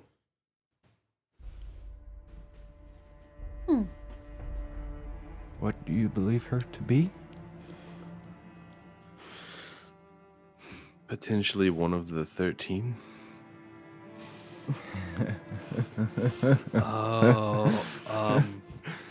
It may sound far-fetched, but I have reason to believe. Now listen, I've spent a lot of days and nights not sleeping or eating, creating stuff, and I've had visions like these too. It's okay. Just get a pastry and you in a nap, you'll be fine. The 13 they were praised by people for their efforts. There was a war, wasn't there? There was. Mm-hmm. They aided in the war against Voidrith Yeah. until, well, they were not needed any longer, and then they were frozen in time. What year is it? I feel like I've lost track time. Wait, I have that here somewhere. year is? DM current year. 480. The 480th year. 480th year. Yeah. Month of Galewing. The second Yes, day ma'am. of Tide's turn. 480 Aloran Remembrance. I have it on my sundial.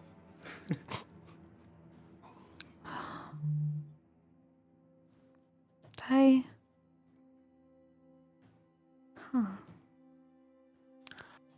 When was the last year you remember? I don't know. Great. I feel that there are things that I know, but there's a lot that I don't. Like you speak of the gods and land masses, and I feel like moments I recollect what was going on, but I really don't remember. Maybe it has something to do with where you just came from. That's right. Night River. He has a prison. I came from that. Perhaps that is something that happens in there. Only those that are thought to have potential for rebirth or retribution are able to survive its cells, its trials. Maybe that's part of its trials. So, quick question. Do you remember anything that happened inside there? Yes. Actually, moments before I walked through, I met a man. A man. He said he was an old friend. A friend. In prison, you met a friend. Yes. And after I met him for the first time, I felt like I didn't belong there. So I told him that I had to leave. And he said goodbye. And then I stepped through. But that's the only thing you remember from the Well, time you were in there. there were 2 wardens that I met before I left. One walked me to the entrance, and one couldn't find my name in the book. But then I got to leave still.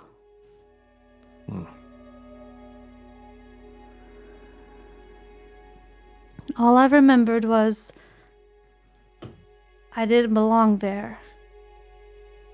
I could see things happening, but they were not happening to me, but to all the other prisoners there.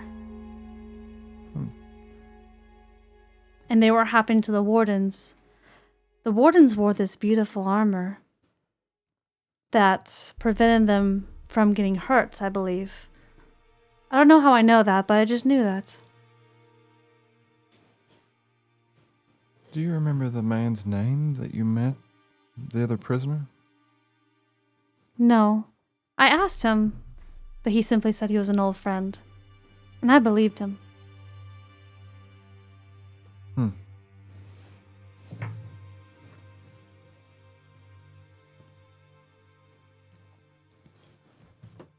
He looked like he belonged there. So maybe not friend? I don't know. This was the first time I met him.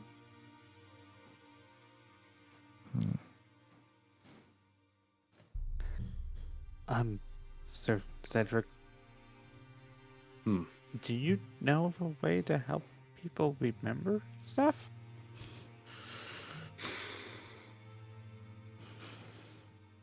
I unfortunately don't. Nothing comes to mind. I can seek guidance from the conclave, maybe a remedy of some kind. How'd you come about her staff? It was given to me. Like how I was given your father's locket. Brooke actually turns. I bestowed upon it to Sir Cedric 3 years ago. I've traveled into the Umbral Ascent prison as Night River is a friend of mine. When I found the staff near a statue of Jophiel,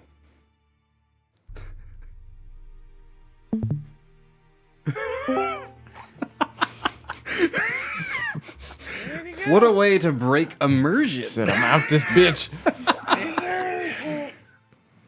Brooke continues. I love it. When I found the staff near a statue of a woman, I gave it upon Sir Cedric because I felt it as so.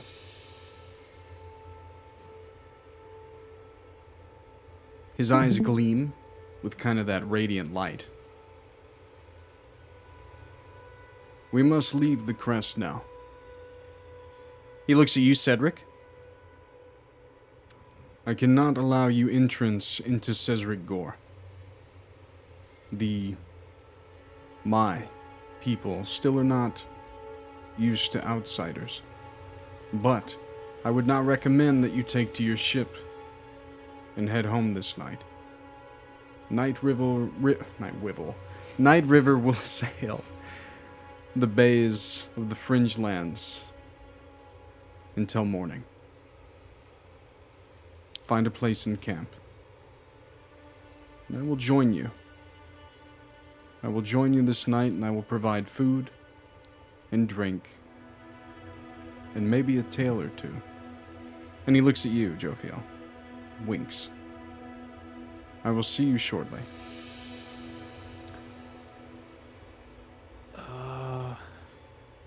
She bows at Brooke. Thank you.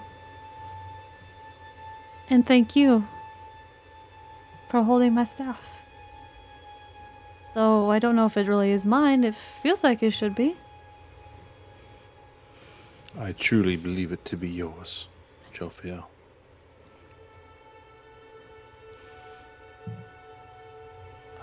Well, Everett, do you remember a good place to camp nearby? I don't know what to look for in those sort of things. Yeah, I mean, I can pick a spot. Do you want this side of town or the other? Wait, where's Cedric's ship? Right next to yours. Oh, okay. You don't know that, but you did park right next to another boat, which was much nicer than the paddle boat given to you. Yeah, that makes sense. We paddle boated for a week. Nice. You didn't paddle. It was just a small, sleek vessel with a single sail. Mm-hmm. There's another boat that has a single sail on it, but it's much bigger, more sleek. Sir Cedric, do you want to tell everyone what your ship looks like and what its name is? Its name is Oleander. Nice. I'd like to think it's just your classic brown, like nice, deep brown ship. A little more like long and thin as opposed to like a great big, like robust, wide ship. For speed. For speed. Works well within the bay of the Fringe Lands. Yeah. It's also capable of holding up to 8 passengers comfortably. Oh, perfect. Well, yeah. Wait, do we have to give our boat back, or was it given? You bought it. Fuck. Cool. Rented it technically. How much is this our boat?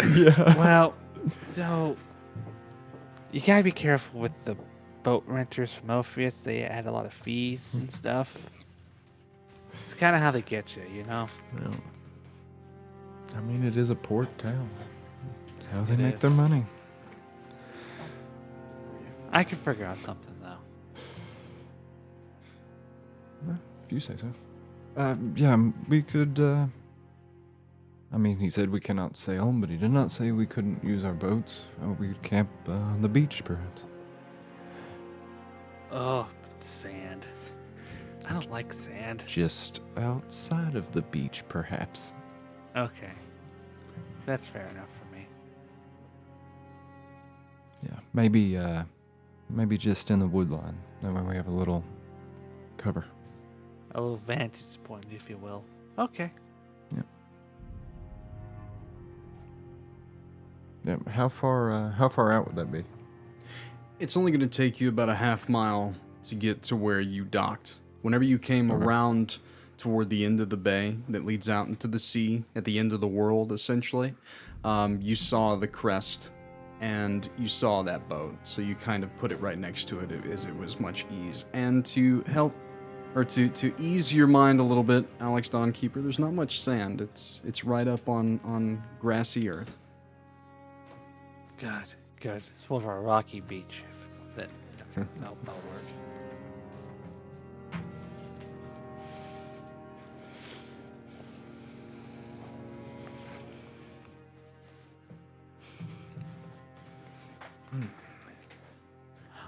Well, no sense in waiting, because, we have to leave. I don't want to stay here too much longer, because I don't know what will happen. Yes, we may as well make haste. Post haste, if you will. Or pre-haste? Whatever kind of haste you want to do. Let's just get going. Might I join you three? Well, don't since really you're know by where- yourself, where I'm Yeah, going. you can. Mm-hmm. I mean, I feel like I may have, but I feel that you guys might be important in wherever I might need to go next. Oh, well, that's flattering. I don't think myself to be that important, but sure, yeah, you can tag along. Very Like well, that's for, Mr. Like Sir Dawnkeeper. we got like a nice little group going on. Maybe we give ourselves a name and venture forth. Hold on to your horses there. Where's there a horse? Where's the horse? It's metaphorical. Let's just sorry. camp. Yep, camp. I guess I'll lead the way. Back the way we come. So Everett leads the way down the path. You can watch as those of Cedric Gore that left the prison have made their way toward the city. And those prisoners released are heading into the city itself as well. They seem to be permitted, but that's under certain guidelines for those recently released. Yeah, that's what I was gonna ask. Of what races? Every one of them was human. Really? Statistically, Everett Whitlock, roll for me another history check. Fine. You're all in the checks tonight. Yeah. He's rolling hot. I have proficiency. Can I aid him? Yes. Sure. Could he? Cool. Help me remember. Help me. Oh wait, that's guidance. That's not any better. Nope. That's a 9 total. With a 9 total, you just notice that every one of them were human. Humans are bad in Alora, apparently. I mean, yeah. Easily tempted. Such short lifespans. Yeah. Well,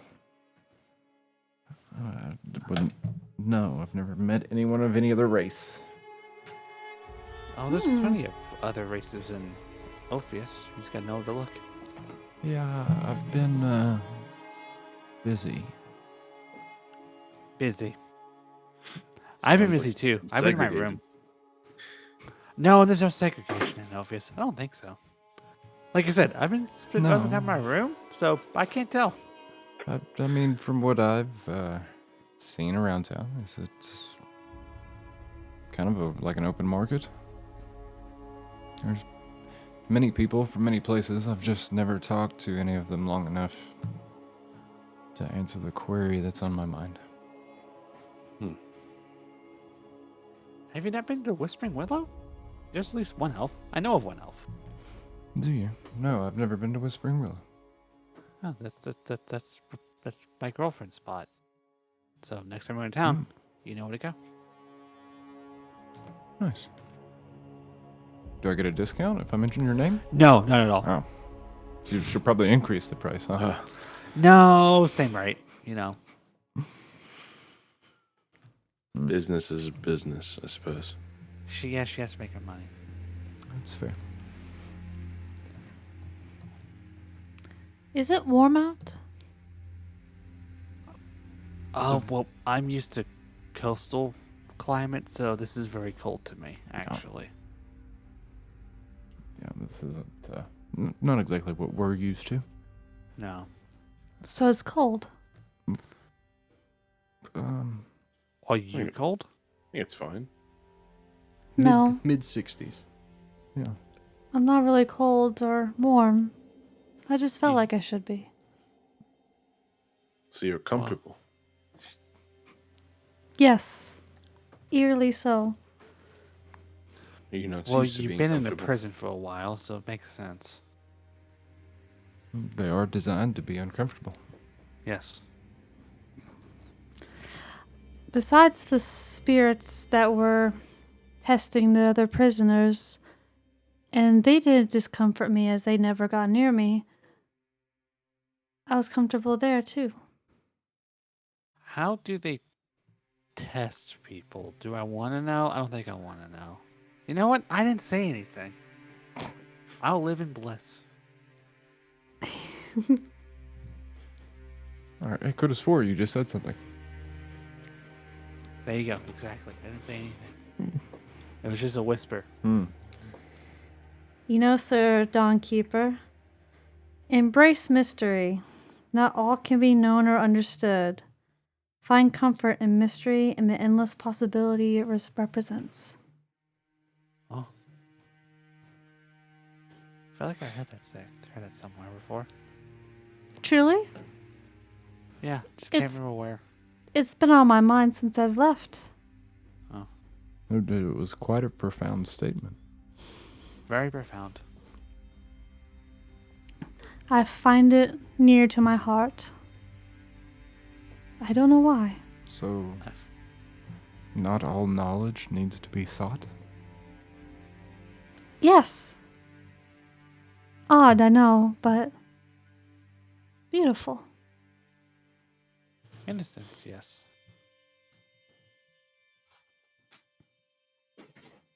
Oh. Oh. I just looked up for the first time. No clouds. Interesting. It was cloudy when we walked in here, too, wasn't it? Was? Yes. Oh, spoon. Spoon? I call it a spoon, at least. It looks like a spoon. We draw it out with the stars.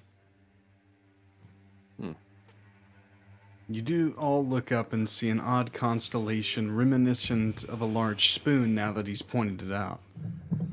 You'll never unsee it when you look toward the east sky. Yeah. Well, you look west. You see a spoon. You gotta look just the right way in the west direction. You gotta look west, tilt your head to the right. I hate you. Yeah. I literally put the neast in steps in this damn world for you Weast lovers. You fucks.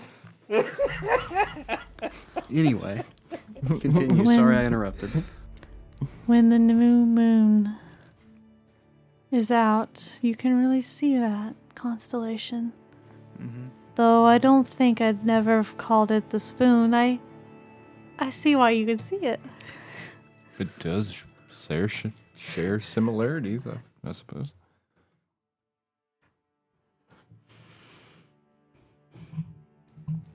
It just looks like a spoon, and I feel like I just use it to, like, get a nice broth. And use it as, like, the way to eat the broth. Anyone like broth in here? I've been known to indulge once or twice. Yeah. It's okay. It's not very filling. No, that's Quite point, though. light. Yeah. So, Cedric, you spend a lot of time with the High Lord? The High Lord. Rook? Brooke and I have an understanding with one another. I wouldn't say that I spend too much time with him. Why do you ask? I just thought it was. He gave you this. Well, her staff to hold on to. I only do this once a year. Once a year. The transfer of the redeemed. Oh. So there has to be someone from the conclave to like oversee that. Yes, exactly. Think of it as divine duty. Well, I guess it makes sense now why he gave you the staff. Interesting. Yes, was not by luck.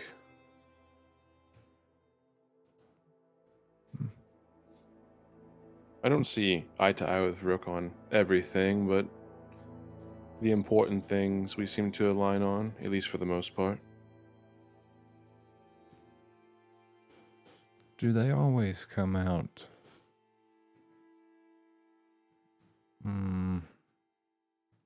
Well, kind of blank looking like that?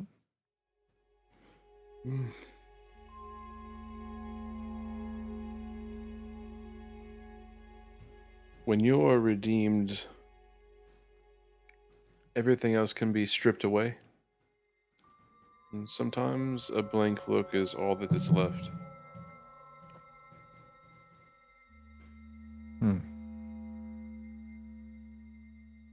So do you know how they actually go about redemption? Unfortunately, I can't say that I do know. I only oversee the transfer of the redeemed. Well, it matters not, I guess, how, as long as they are.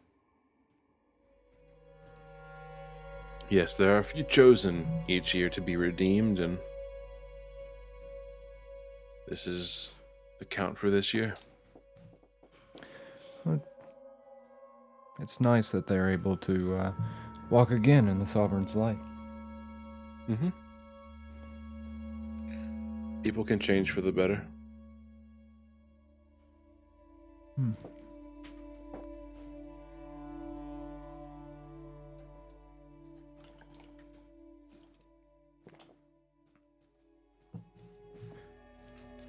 How far are we away from, says only about half mile, right?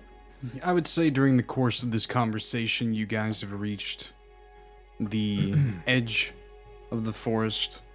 Very thin, sparse forest line within view distance of the two sailing vessels. Okay. And the waters are very choppy. Rook kind of hinting toward the fact that Night River was going to swim the bays this evening. You've never seen the inner bays. It looks like the open sea. Oh. Yeah, it's almost loud. Like just the sound of water on rock. Just impossible to sail. Yeah, we're better off on solid ground for tonight. I want to take one of my sandals off and go towards the shoreline and put my foot into it. It's very cold. It's if cold. you can feel it. So, with no reaction, it's wet. It is water. Water is wet. Water is wet. Water Or is it just... Is water wet, or does water make things wet? Ooh. Water's not a good lubricant. We all know this. Yes. Let's Just continue. makes things wet. But each of you do watch as she does this, and it's not off-putting. It's innocent. Something that like a she's never seen a it newborn before. would do. Yeah. You know, for a second I thought you were gonna throw your sandal at someone. That was my mom's move. And I got in trouble. Just throw it at me. I think I got it dodging that way. She'd use footwear as a weapon? It's actually very aerodynamic if you think about it. So yeah. She'll like pulls like her sandal back off again, and she kind of does this. She kind of waves it like, how aerodynamic is this really? Huh. Oh, sorry. Go ahead. She just puts it back on. I suppose one's, footwear is another's weapon. Mm-hmm. Especially to an annoying little kid. Messed around with their sister too much. That was me. That was the annoying one. Do you have siblings? Twin sister. A twin sister. Twin. She's nothing like him. Not at all. Not in the slightest. Oh, so you know his sister as well. I do, yeah. She, Probably yeah, better than I know him, to be honest. Yeah. She told me of him to bring along this journey, so I trust her intuition because she's So she's not like me, but she thinks like me. she's actually close with him, and then you are after the fact. Yes. Oh, interesting. I like it that way. I would have guessed the other way around. Yeah, no, she runs a shop that the Dawnkeepers own, and I happen to spend a lot of time in it, helping out, and... Oh, as help. More frequent shopper than anything. Yeah. Oh, an acquirer. He's a fan of pointy objects. Yeah. I tended to break many swords in training. Well, they always needed repaired. Which I don't know how you kept breaking them after she fixed them. That forge is very special, and you just kept breaking them. Well, you know how your mom would throw a shoe, as you were just saying? Yeah. My dad would make me spar 2 people instead of 1. You know what? That's fair. So, yeah. Was he preparing you for war? I don't know what he was preparing me for. But I feel prepared. For anything, I guess. Oh, you should have saw those pirates who tried to hijack us at the seas. It was funny. Yeah, they didn't, after the first one went Pirates? down, they kind of turned around, didn't they? Pirates tried to raid you? Yeah, you see 2 guys on a paddle boat going across open waters like that.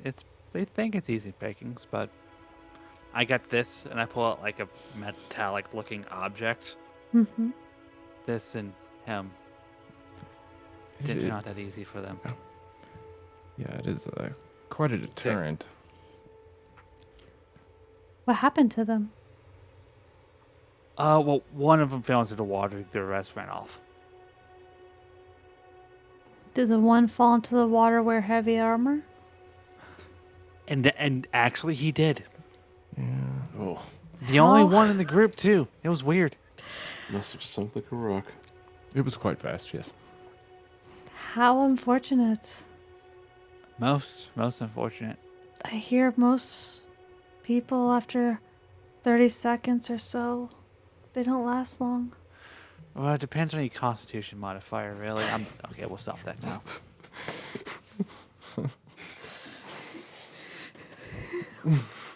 I was wondering how long that could go.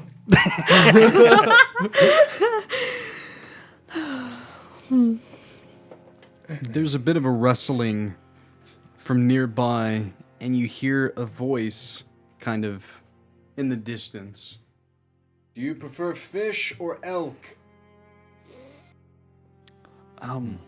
Fish, I'm more of a pescatarian, honestly. It's just our culture back home. It seems to fit you being a pescatarian. Listen, fish is just easy to catch. It's not like a moral thing. Yeah, Just right out there. We live in a port city. It's literally a fishing line throw away most of the time. Yeah.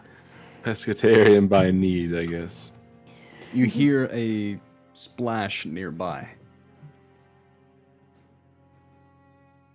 Big splash? Big splash. Oh, Like he's going, a human splash? I think he's going to catch the fish himself the hard way. By hand? I prefer bait and tackle myself, but you know what? Everybody has their way. Sometimes the old ways work best. I mean, I guess it is faster than a pulling rod.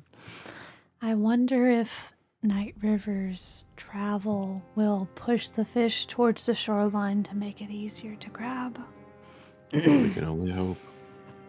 What do you think Night River eats? How big of a Pirates. fish? Prisoners. That too. Well, I was trying to brighten the mood. Oh, there's no brightness He tonight. is ethereal. I don't think he eats. Not even a snack? Everyone snacks. Yeah. There's a bit of a wet thud in the distance. Footsteps like guess- crunching through the ground. Guess I should get a fire going. As you say that, you kind of in the distance here. That would be a good idea. I've got sticks together. I don't know how to do the, fire starting part of it. So, May I help would be assist? nice. Would you like to assist? Yes. Yeah, go ahead, Jophiel. Rook comes walking into your makeshift beginning of a campsite with what looks to be, it's kind of it's about 5 or 6 feet long. It's a pale blue fish with a pointed snout. It has jagged teeth.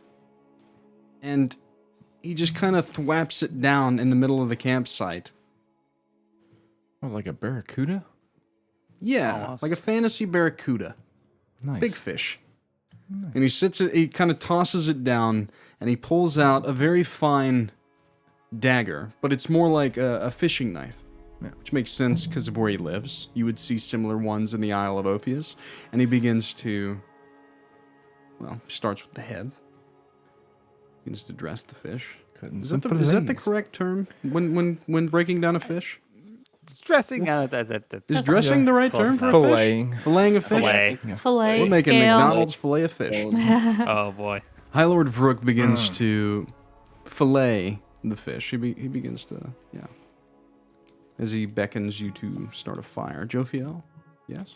I rolled a 10 for survival. So, Alex, you were going about gathering wood, you said? Yeah. Yeah, and then you want to come up and start the fire? Is that what you're going for? How would you like to go about starting the fire? With a 10 survival. I'm just curious how you go Well- about it with what you have on your person. And I don't think fairy fire is a real fire, so I guess I'll do it the old-fashioned way, where I try to find really dry sticks and you gonna do it like the making of a boat, like Castaway style, yeah. and go that way? Yeah, and actually, I just realized I have something else I can do with it. Okay. I can roll another thing. Hang on. Oh, yeah. I need a d6. Okay. It's a 13 now. Okay. Well, what I will say, because this is a much harder way to start a fire. Yeah, because it's been a while. But it's as if it's something. Each of you watch as Jophiel begins to go at this like it's normal, and other than probably Mr. Alex Dawnkeeper, the other two in the party are keen on starting a fire. Actually, I will ask Mr. Everett Whitlock. I would say probably within your training. Yeah, within your training you would have been taught survival. Yeah. So, taking that back. Mr. Alex Dawnkeeper is the only one that maybe, has no idea. But Sir Cedric and then Everett, both of you know how to start a fire relatively quickly, but she's doing it in a very old-fashioned way. Do you two sit back and allow her to do this, or do you step in and try and aid at any point? I'll sit back and wait. Yeah, I think you I guys want to watch? see how this goes. Yeah, so it takes, with 13 total, Yeah. it takes about 10 minutes before you kind of get that glint of flame, right? The little spark of fire that you then take over to the kindling that has been laid out, and you guys begin to feed the fire as Rook dresses down, fillets the fish.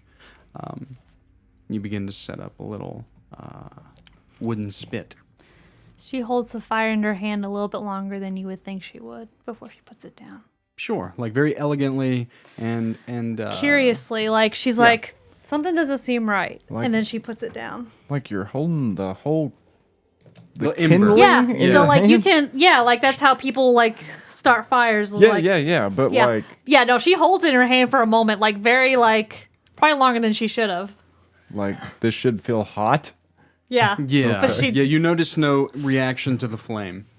With her kind of like really looking at it openly, passively, each of you notice this, and then the fire is started. Rook hands to you, Sir Cedric, pieces of the fish to then put along the spit to kind of smoke over the flame once it dies down after a while. He eventually takes to the ground, just kind of sitting near the flame, joining you like a comrade. This is the most that you've ever kind of seen Rook relax, Sir Cedric. It's interesting.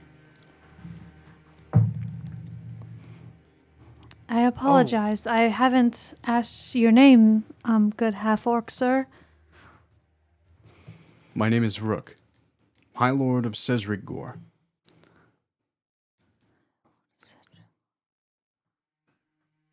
I feel like you're familiar, but I'm not sure. Regardless, it is good to meet you. As one of extremely long life, I've met many a person, woman, man alike. If we have met, it is... well, I don't remember. We are like-minded in that. Forgetful as such. Sir Cedric, Yes. I've not seen you outside of conclave business hours before like this. Usually our meetings are restricted to the crest. Hmm? Just an observation. Guess you can't be on the clock all the time. I've worked on something for 36 hours straight. I don't recommend it at all. That's quite some time. Diligent.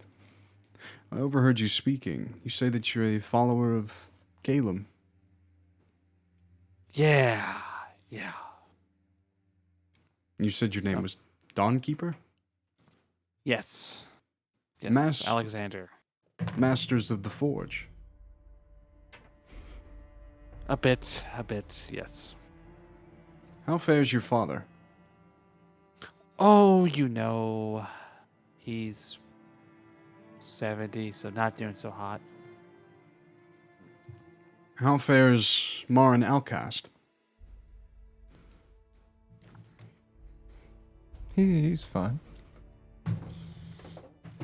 I didn't know how much either of you have spoken with the High Lord, Ophius.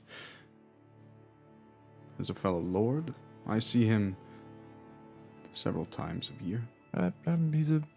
He's a busy man. Very busy.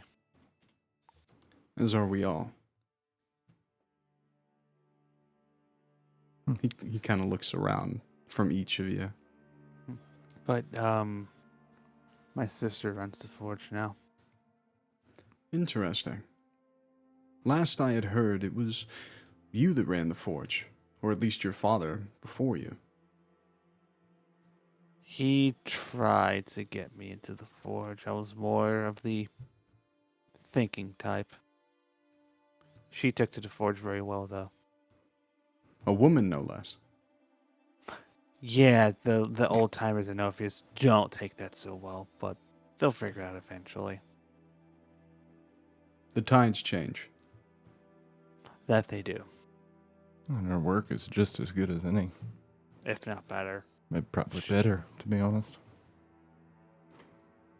There's many a woman, half-orc, and goblin within Cedric Gore that pushes the boundaries of innovation, just like that of the Isle of Ophius, this of which we are like-minded. But those others within the realm are still stubborn, but one day they will see. Yeah, I agree. They'll have to come around sooner or later. Perhaps. He begins just to... have- Oh, go ahead.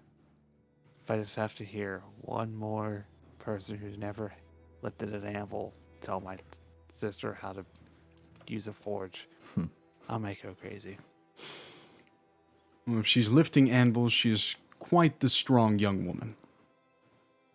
Hammers, I mean, I'm sorry. Oh. I thought it was just a great feat of strength. He begins to pick off pieces of the fish and hand it out. He eats it almost loudly with his hands, not really caring about manners. Yeah, I mean, if we're camping, Yeah. He seems to be letting his hair down, per se. Jophiel doesn't touch the fish at all.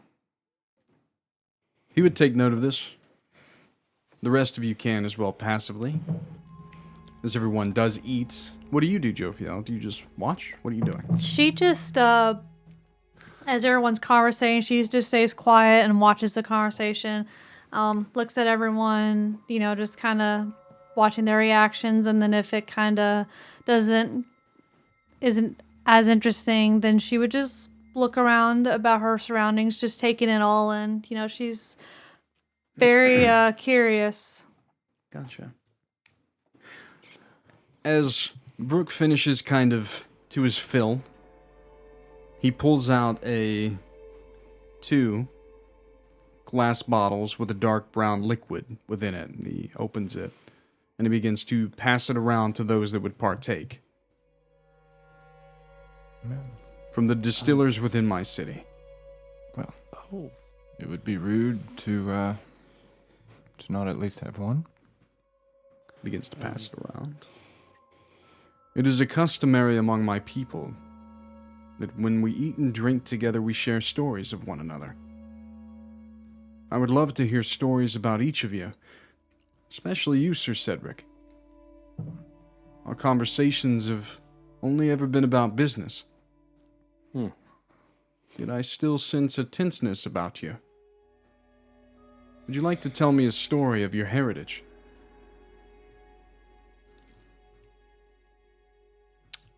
Well, I guess the most significant story of my heritage is that of my great-great-grandfather, Castiel Chamberlain. He actually fought side by side in the war against Voidrith. The Great Calamity. Yes, he took up arms against Voidrith, but side by side with Elendor. A good man. A pillar of our community. Yes, it's really the base of what my family was known for. Up until really this point, we've all become people of the cloth, initiates of the Order of the Ascendant Flame.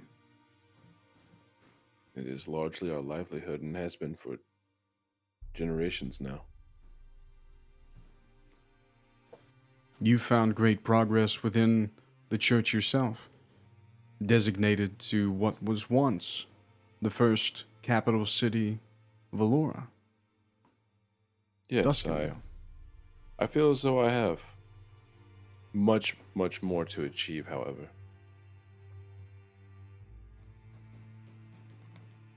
He nods. Turns. Greater purpose. Yeah. Kind of turns back to you as you say that. Smiles. Like, openly. You don't see Brooke smile very often, but he seems to very much, like, trying to be as casual as he can. Like, he's hiding away from his judiciary duties and just having fun. I see great things in your future, Sir Cedric. I hope to bear witness. That's very kind of you. I appreciate those words. I wonder, Mr. Dawnkeeper, one that has stayed inside on rainy and bright days alike to create. Do you have a tale that could enthuse us this evening? Well, I think on this night, about a year ago, I was in bed, had this dream spark, whatever you want to call it, of something. I think it came from Caleb himself. Of something that needed to be created. Then I spent the next part of that year creating this, and I pull out my item. Call it the fire arm. It makes quite a loud bang, and I point it off like to the sky, and I pull it, and it just cacophonous boom goes on it, and smoke pulls out the end of it. I plugged my ears. Yeah. Brooke actually Yeah. shows, like, amazement. This is the 11th prototype. It took a lot to get this working. What is the nature of this item? What is it used for? Combat Yeah. or think of a crossbow, just a lot more devastating. You say that Caleb came to you and said you make such a weapon. That's the best way I could describe it. Is there magic involved? That I didn't feel none from that. So the only magic I had to do is to control how exactly it goes boom.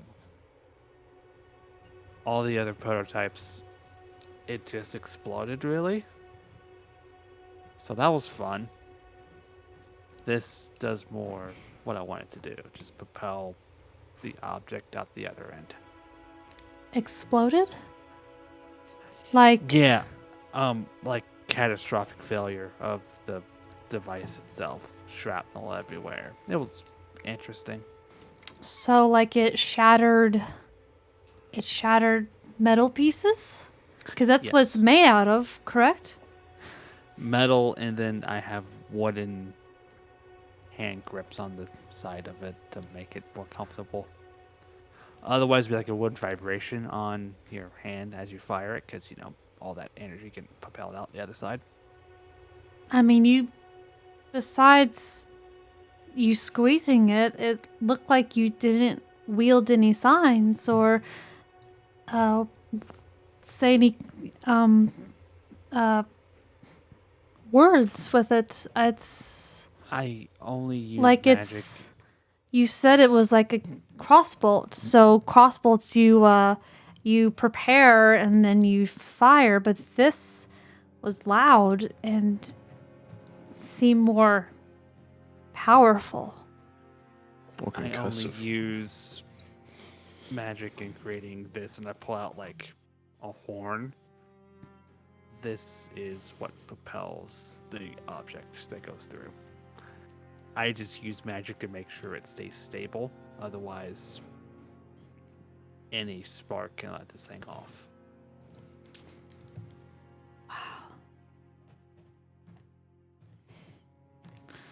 Well, let us not have you near fire then. This is somewhat stable, but yeah, if it goes into fire, it can be bad. I did my best to insulate the horn. Good to know. And what of you, Mr. Whitlock? Oh, I mean, unless you want a story about training, I don't have much to provide. This is actually my first time leaving the Isles. I was actually curious about that. Oh, were you? Born in the Isle of Ophius, were you? Actually, no. No, I was dropped off to my father about the age of 5. Who's your father, if you don't mind me asking? Anton Whitlock. There's a slight grin on his face. Yeah. Never heard of him. He's a good man. Strong and very determined, but yeah, this is my first time out, to be honest. It's, to be fair, quite the adventure so far. We had pirates but there is the hill, Sentinel Hill. I got to overlook the bay. It was quite beautiful. He nods, still with that grin. I let him shoot this thing a little bit. He's not that great at it, but The loud is it takes off-putting. getting used to. Yeah. With you, Jophiel, is there a story within that mind of yours?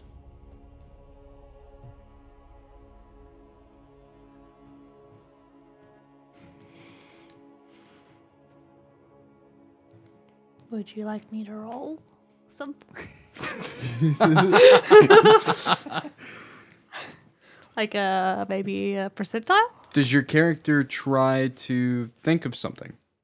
Does Jophiel try, or how does she react whenever Vrook asks for a story? She'll ponder it, yeah. She'll try. Let me see if anything pops up. I just have to find 2 dice that are That's a good That's cork a pop. good one. Somewhat matching. These match? But yeah, I'll allow you to roll. You want to roll percentage? What'd you get? 50. With a 50, unfortunately, the only memory that's coming to your mind is that of which was given when you touched the staff currently. And the memories that you're making now, and that of which you remember there at the end of the Umbral Ascent.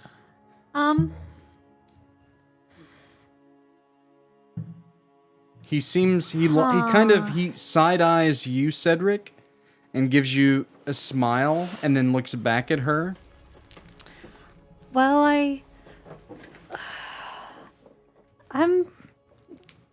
it feels like I've slumbered for a long time.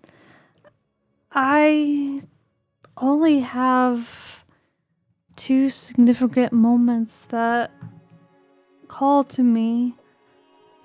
The one before I left the prison, there was a man there who knew me by my name, though he said it was because I had my beads of prayer, as she held it up, and it had my name engraved in it.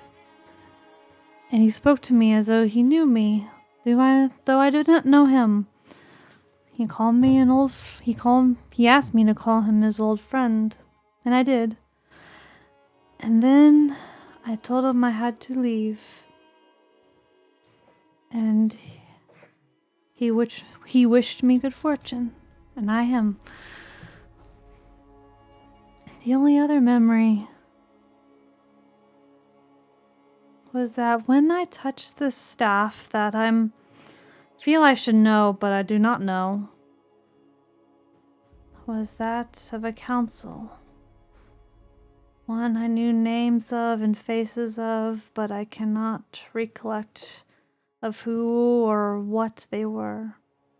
And then one significant one of Voidrith himself. And a form that is understanding. And there was a cacophony of conversation because of it. Not just him, but of the collection of everyone involved.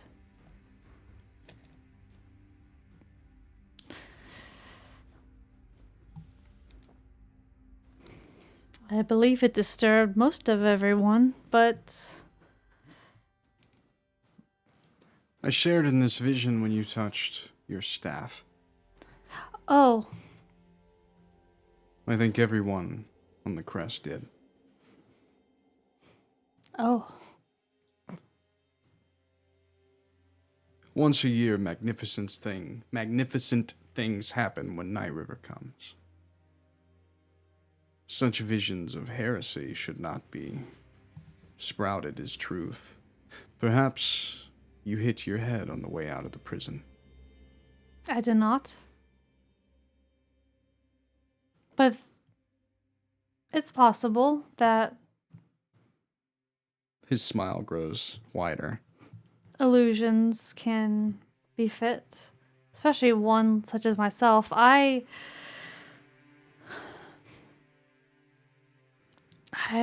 don't have any forefront memory of anything past my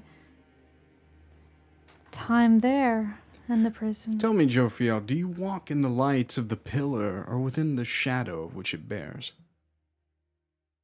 The light. Why do you ask?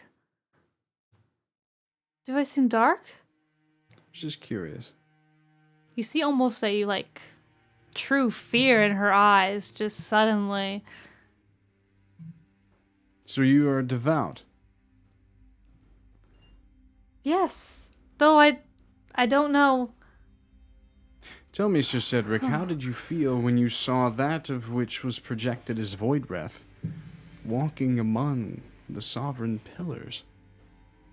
It must be false truths and blasphemy, should it not?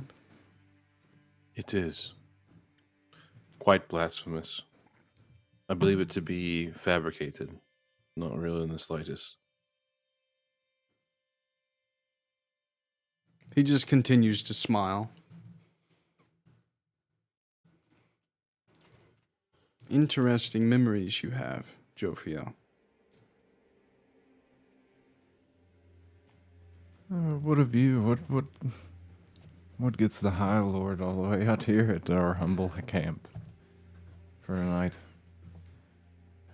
Taking a night off from my duties is warranted when I have such esteemed guests. This is the one night of year that I take off. It's the first night whenever Night River made it as so that no one could leave the Isle of Cedric Gore. It's good to spend time with outsiders. That in which I also like to share stories. I mean, that's fair. What of a story from you then? You really want to hear an old man speak of his previous deeds? Well, yes. How else are we to learn of the past? The elders share their wisdom. There's not much wisdom of which I can share, other than, well, what some call great deed. I'll let you choose. I am the only living creature that is tamed 2 god beasts. Which story do you prefer? That of Peltclaw or that of Night River? Is Peltclaw the lion? Yes. Yeah. Damn, that would really fucking cool. I feel like Peltclaw would be the best one here. I mean, we've seen Night River. He kind of looks around to each of you. He notices the kind of rumbling when Peltclaw is mentioned. Because you just saw a colossal god beast in person. That still is not, like, to be left upon you. Like, that is a lasting mark. But he kind of gets the inclination that You're curious of Peltclaw. So he smiles. He takes a hard drink from the bottle as it comes back around. Peltclaw roamed the vast plains of Alora.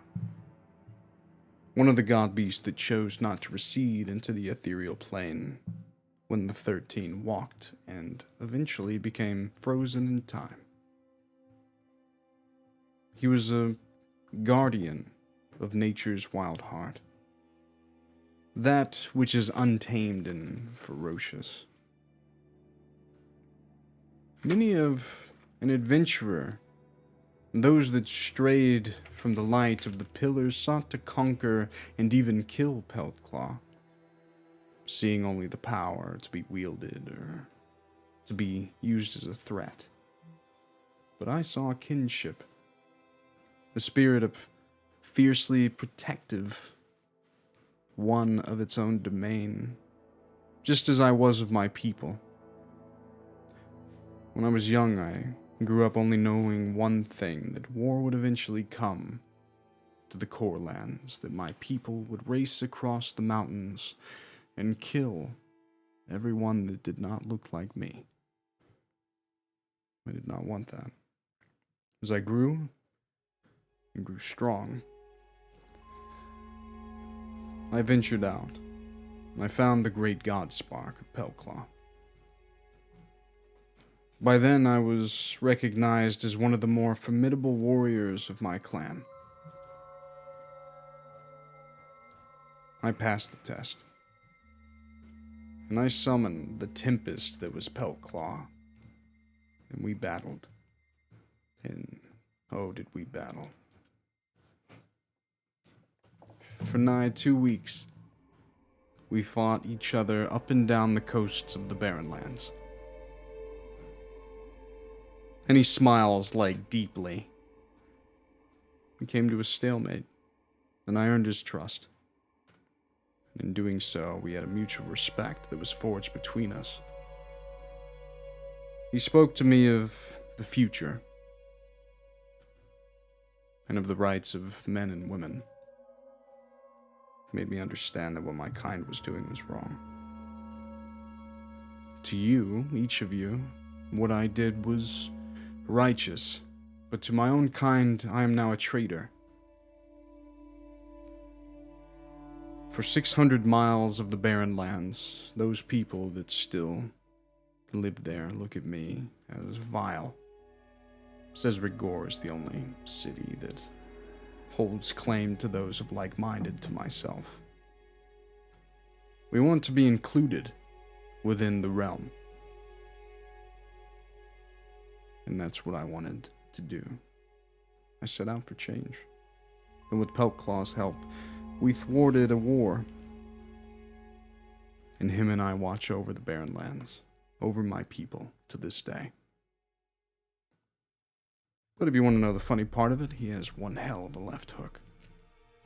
And he kind of shows you, he kind of pulls down his tunic and shows you this massive array of scars about his chest, this thick scar tissue from the battle. And he smiles and giggles a little bit. He left my face alone, which was nice of him. But much of my body still holds the scars.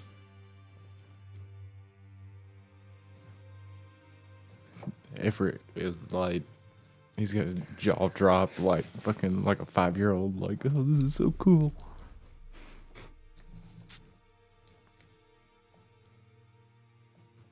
I did not mean to overshadow any of your tales.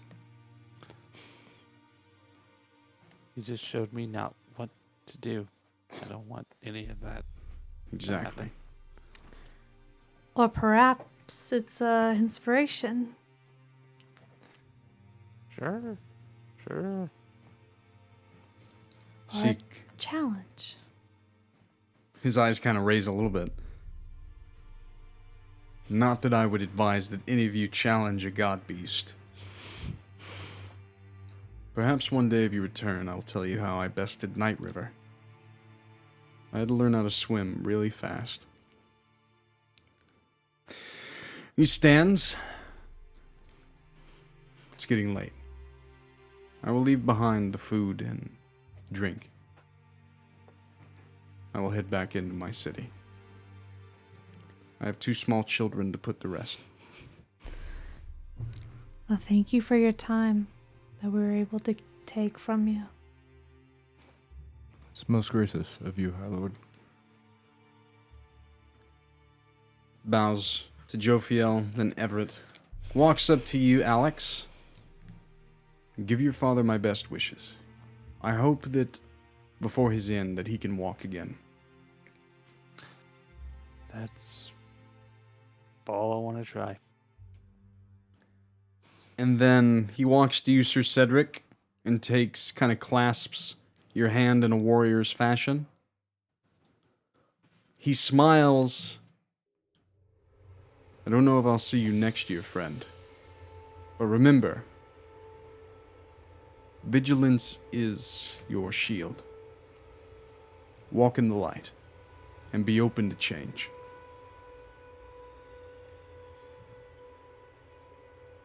Okay.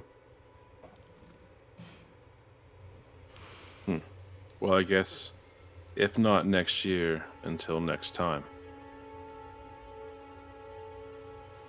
Nods. Turns and walks from the campsite.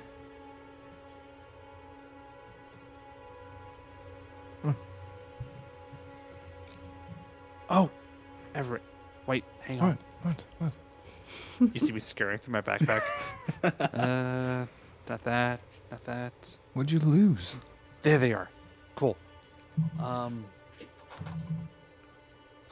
These were made for you, so Mate? have what? fun. I hand you over this. It's in your Discord. How would you like them to look? Very ornate, like dual swords, one longer than the other by like 6 to 8 inches. Mm-hmm. Gold hilted, and then really fine ornate like etching and engravings on the side of the blade.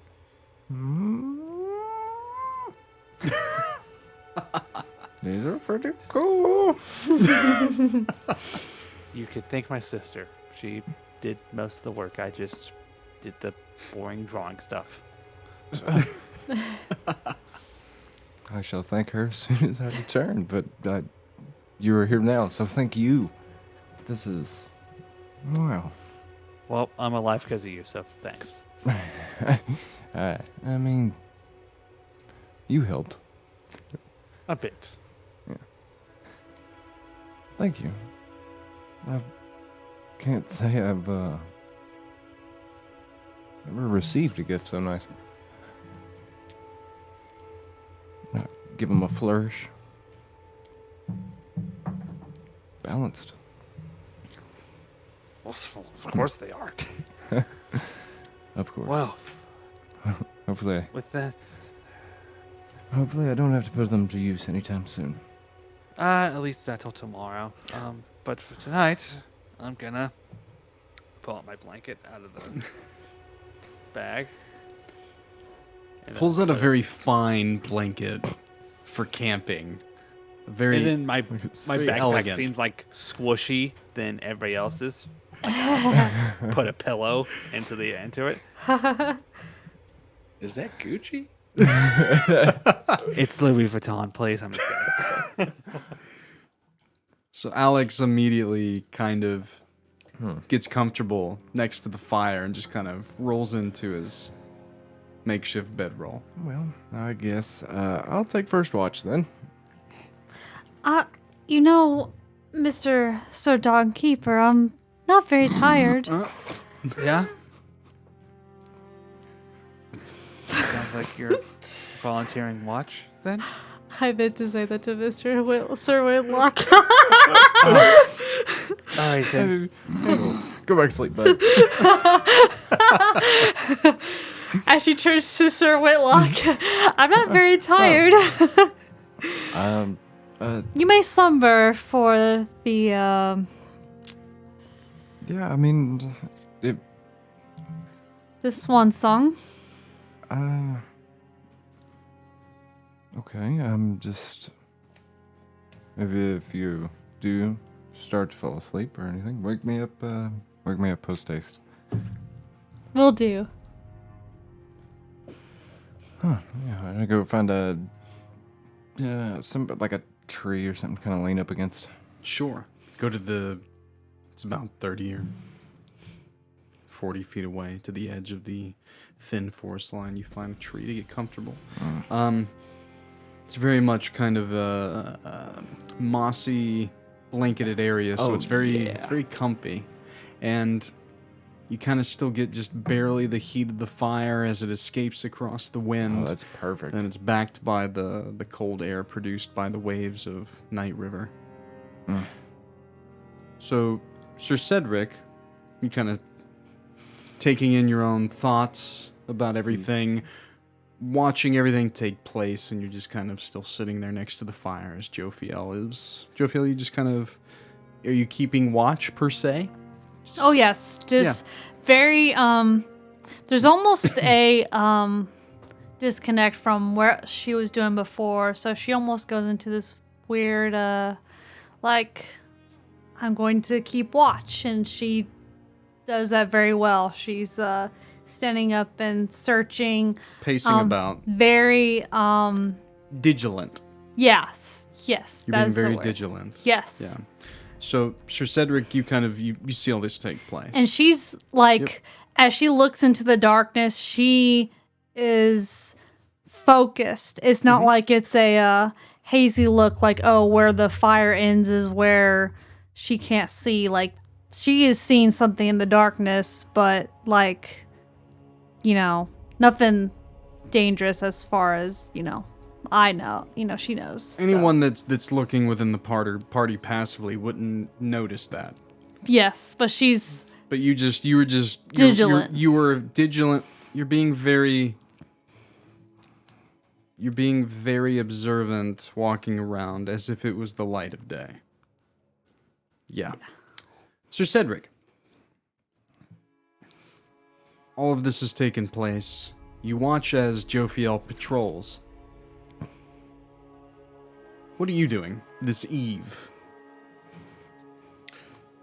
Take another look at the locket that I received earlier. It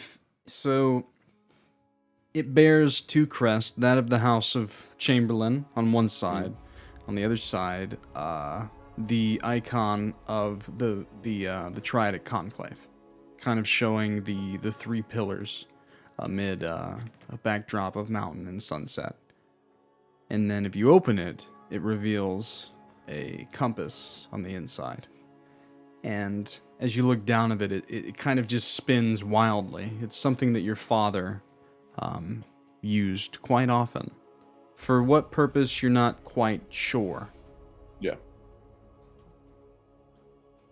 Do I sense any properties about it with like the spinning such? Would you like to spend some time with it to try? Yeah. Sure. Okay. So, we're essentially at the beginning of a long rest. But you spend some time, the equivalent of a short rest, to kind of look into the locket of Chamberlain. As you slowly begin to attune to it, the needle was spinning freely, but it begins to slow. And as you deeply focus on this compass, the needle, erratic, comes to a sudden stop as you sit near the fire, as it's beginning to dull, and there's just embers left, right? And it begins to just point off into a seemingly random direction as you watch, but the air around you grows very cold, and the world fades away here at the campsite, replaced by a vivid vision, the second of your evening. You find yourself standing in a dense forest of twilight. The trees around you ancient and whispering secrets in a language that is felt more than actually heard. Ahead, there's a path that illuminates by soft, ethereal light that leads into a clearing, and you follow it. And in the center of this clearing stands a lone figure, a woman shrouded in robes that shimmer with the light of the setting sun. Her back is to you, and she speaks without turning, her voice very clear and resonant. And what she says is, "The path you seek lies not within the stars, but within the legacy of your blood. Guard the truth as it guards the balance." And then the vision fades, and Cedric, you are left with an overwhelming sense of purpose and the faintest whisper of a melody that seems achingly familiar, yet entirely unknown. The compass's needle returns to its erratic spinning, and the warmth of the world slowly returns. And as you blink, you realize that hours have passed. It must be within an hour of twilight, and Jophiel is still walking. Jophiel, you were taken aback because this whole night you've literally been patrolling. Like that was your sole duty in your mind. And you just continuously are looking. And all of a sudden you hear this rustling. And you turn in a direction where you were just looking before. And Sir Cedric, as you kind of open your eyes from this vision, you hear it too behind you. And as you look back, it's where Vrook was cleaning the fish. And there was what was left of it, the entrails, the guts, the heart. And you see this figure kind of hunched over it, kind of digging into what's left. And it's been hours, so now it's begun to go off a bit, and he's lifting it to his mouth. He's wearing those rags of the prisoners that left the Umbral Ascent. You actually saw this man leave before you, but in this moment, he's arched in a way that his spine shouldn't be able to to be, and he's muttering something. What is he muttering? I'd like to know. You want to roll a perception check? Yes. I'll allow you to roll a perception check as well, Sir Cedric, if you like, to hear. Yep. I'll start to get up if I wasn't up before. 16. 10 and 6 is 16 as well. Wow. So you both beat the 15. So you kind of both... So you stand, Sir Cedric. You are looking, and you get real quiet, and you listen, and you hear. We walk the path of dead. We walk the path of dead. We greed for pyres. The light is fire because we walk with the path of dread. And he says it over and over. And as you're listening, he begins to slightly turn. And it's a man that you saw, just a plain, nondescript human man with balding. His eyes were bright blue. He seemed gaunt, but okay when he left, but now his jaw seems to almost hang down an extra 8 to 10 inches sideways. His mouth opened, gaping with this voice that's coming out, but his mouth isn't moving. And he's holding in one hand this kind of black obsidian jagged blade that he's cutting away at the refuse of the fish and then shoving it into this open maw. The shadows seem to coalesce around his form. Cedric, you sense evil. He kind of stands, his bones almost sounding like they're breaking, and he turns toward you in the campsite. And he begins to keep muttering that phrase. We walk the path of dead. And he takes a step forward. I take a soft step forward towards him.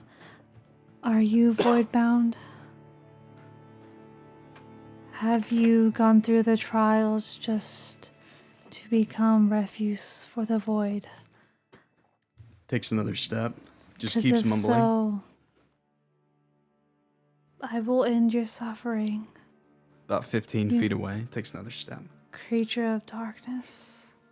The shadows begin to envelop the campsite even more as you say this.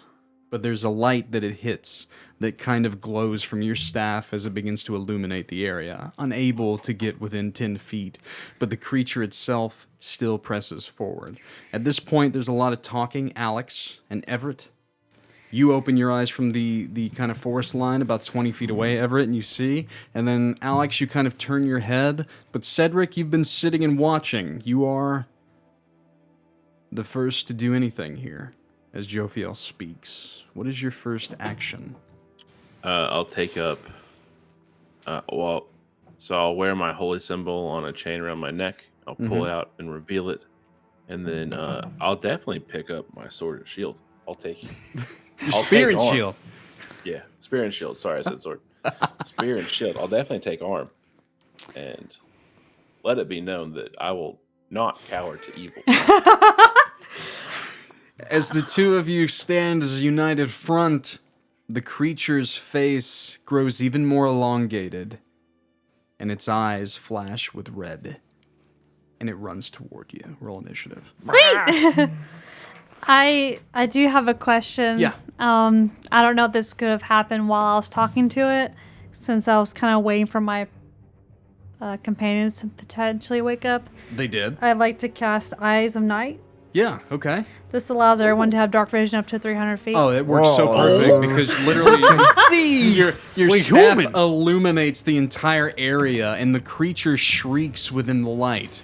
And it's literally, think of like, it grows in size within the shadows, 12 feet if it was to stand upright, but its spine is so curved that it hunches down almost to 5 or 6 feet. Its mouth hangs, the jaw to a slight side. In one hand, it has this kind of jagged It's not quite an obsidian dagger. His hand is gripped and bleeding into a piece of obsidian, and he's using it as a weapon as he screeches, yelling this phrase toward you, and he rushes you. So, initiative. Also, secondly, Oh, there's more. yeah, sorry, there is more. Because I'm a Twilight Cleric. This is great. It's very fitting. Whenever I know this happened a little bit ago, but when Cedric gave me the staff back, I blessed him with Vigilant Blessing. Okay. So he has advantage on his first initiative. Nice. Reroll your initiative there, Mr. Paladin. Jophiel, what'd you get in initiative? I got 20. Oh. Fog. Everett? 22. I used my thingy. My heritage. Alex? 18. And Mr. Cedric? 16 minus 1 is 15. With the reroll. It was 7 minus 1 was 6. Whoop whoop! Oh, Boy, that high dex paying off. The creature is Let's go. the creature is buffeted by the light, and each of your eyes flash with luminescence as you can now see in the darkness. But the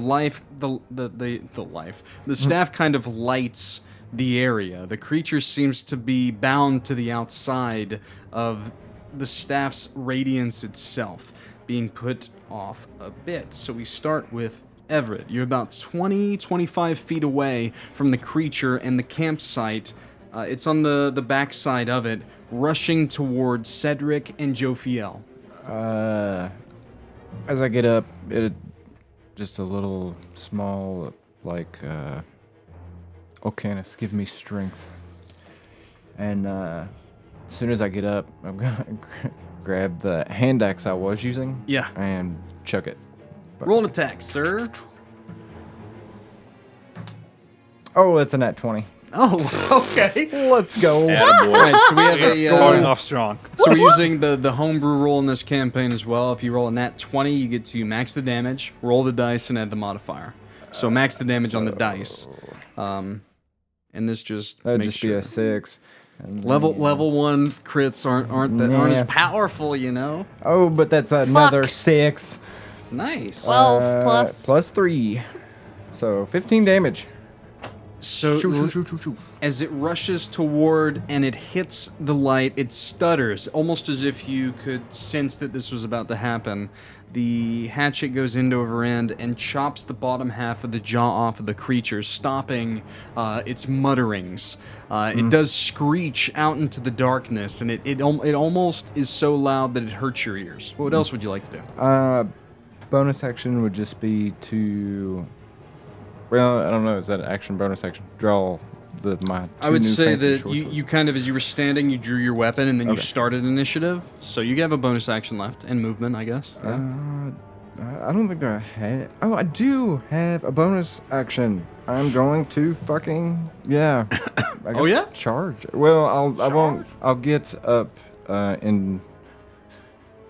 Block it from yeah. your other allies? Yeah. You will intercede its path. Yes. All right, so standing kind of in a triangle formation now is Everett, right in front of the creature, and behind him to his left is Jophiel, to his right is Cedric, and then on the ground standing up is Alex Dawnkeeper, and we're now at Jophiel. So kind of right in front of you, about 5 or so feet, is your ally, Everett, and the creature's on the other side. What would you like to do?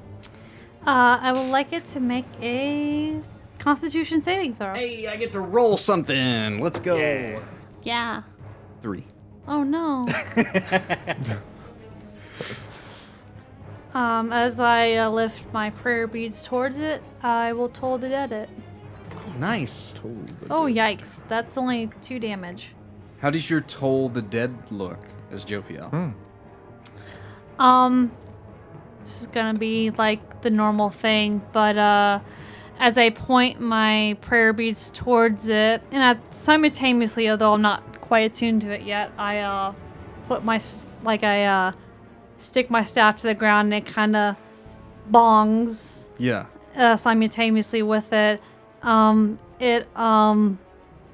It almost expounds radiance, but yet it's not because necrotic, so it kind of hurts the creature. It just kind of the sound of it kind of as it. It's just a reverberation from using your 2 pillars of prayer to cast the spell. But is there anything that manifests? Like, does a physical bell form in an ethereal state and then it rings above the creature? That's more of I know actually. That's what I'm curious about. The aesthetic. Actually, like directly above it does a bell ring. Yeah. Because I think part of Jophiel's like initial wake up was a bell that kind of told her that hey. It's time to get up. You manifest that in your spell. So yeah, it reminds her of that moment where she literally woke up, although it was very all sudden. And yeah, the same bell rings right above the creature, but instead of healing it or waking it up, it harms damage. it. Yeah. Yeah. Anything else with your turn? I'm 5 feet from it. I think I might back up because I don't have anything on me except literally my clothes. So I will back up at least 20 feet. So at least behind the fire, maybe a little bit further from it. Yeah. Gotcha. All right, Mr. Alex Dawnkeeper, you stand up as Jophiel stands, kind of backtracks behind you. You are now about 10 to 15 feet away from this creature that you've just woken up and seen that is screeching and attacking your new allies. What would you like to do? Oh, well. Okay, do this. I'm using a spell slot to do Arcane Trickery to add fire damage to my gun. Understood. Line of sight.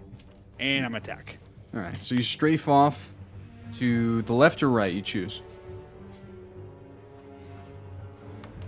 He's going to roll for it. Understood. Left. You strafe off to the left and you take aim and roll to hit. 18 plus 4. Level fucking 1. 2. Let's go. 5e is the best. It's Big so numbers good. all the It's time. so good. I'm just kidding. You're just rolling good. So go ahead and roll damage, sir. That does hit. So that would be, plus my dex, 9 piercing, 4 fire. Damn. He's pretty good at level 1. Yeah, that's really good. Dim guns.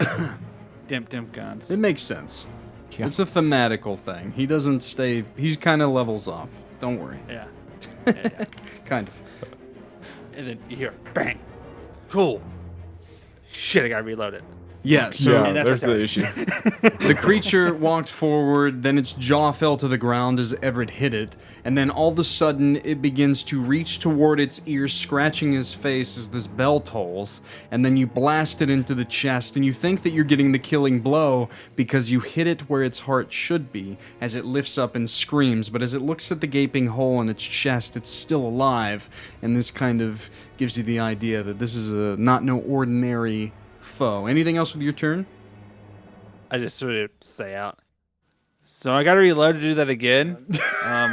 Make sure to get towards me. I don't know All right. what reload means. Mr. Cedric, you mumble that toward his direction. You see the creature on the other side of Everett. What would you like to do, sir? Yeah, I'm gonna get right up in this thing's face and wedge myself in between it and any other allies that are in the area. If do you want to kind of step in front of Everett and take point, or do you want to get a flanking position alongside Everett? Yeah, I'll take flanking. Gotcha. So you kind of are on the side of it, trying to garner its attention, but you have advantage on your first attack here for sure. Perfecto. So 17 and 7. Does hit, yes, sir. Good. 6 plus 4 is 10.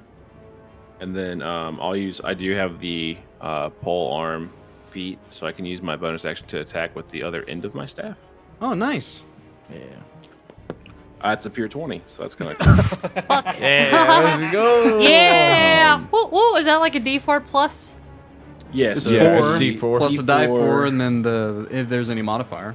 Strength. So it'll be 4, and then 3 is 7 plus 4, so 11 damage from the back end of the pole. So I'm able to like stab over the top and then spin and drive the back of the spear into the Damn. Sick. figure's haunched spine. I guess I don't know. Fuck. With that final attack, and as with a united front pushed upon this creature of void, how do you finish it? Before it can even try to harm you. Just like that, I just bust in with my shield, stab over top right in the back, because this is a flanking position. Pull it out, spin, and then drive it right into the hunched spine of the creature, breaking it into 2. As you do this, each of you watch as the creature falls to the ground and it screams in pain and terror as its form begins to dissolve into embers. And in the silence that supersedes this, you watch as the effervescence of the soul that's left of this creature winds itself up into Sir Cedric's hand, of which he holds his spear. You have just gotten your first lesser soul, Sir Cedric. Oh yeah, that's right. What? Wait a minute. I don't remember this part. Do That must be a paladin thing. Yeah. Paladins be like, give me your soul. Your soul is forfeit. Soul is I didn't learn about that in fighter school. They didn't teach me this in Man, fire this is school. Oh, shit. So you've garnered your first soul, and you can use your item to garner certain information if you wish. But the fight, it's ended as soon as it started. You were all awakened, and it wasn't an hour before twilight. Twilight begins to emerge as the waters of the bay begin to calm. And now the sun kind of is peeking through and illuminating these embers of this creature that is left. What would you guys like to do? Oh, well, no need to go back to sleep, so, good morning, everyone. As I'm, like, reloading my gun. It's a good morning anytime you can put evil to rest. Yeah, I mean, I guess you could say it that way. Very dark and... It is ominous, time to dance. but that sounds better. To dance. You could dance if you want to. You can leave your worries behind. Sun dancer is She's- before us. She says that, and you watch, and this is the first time that the three of you have seen this. You see as this kind of long-tailed, radiant, flaming phoenix literally drags the sun from its crest into the sky as it begins to rise over the mountains. You've never witnessed the god beast Sundancer in person until this day. I've seen a lot of sunrises. I've never seen that.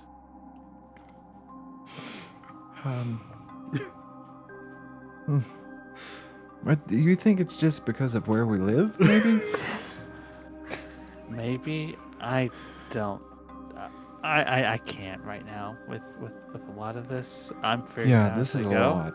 This is a lot. Yeah, this is quite a bit. I think I understand what I've been prepared for now, though.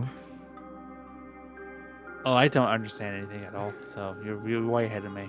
Oh, okay.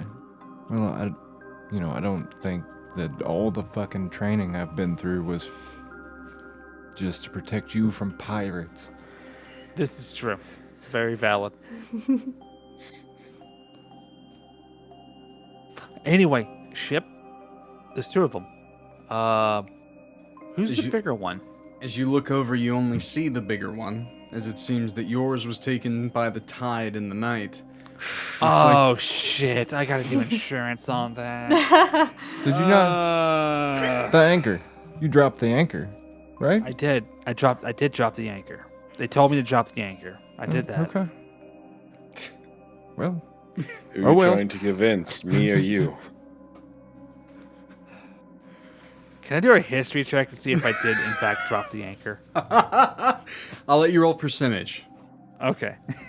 Someone's talking themselves into the idea that they actually.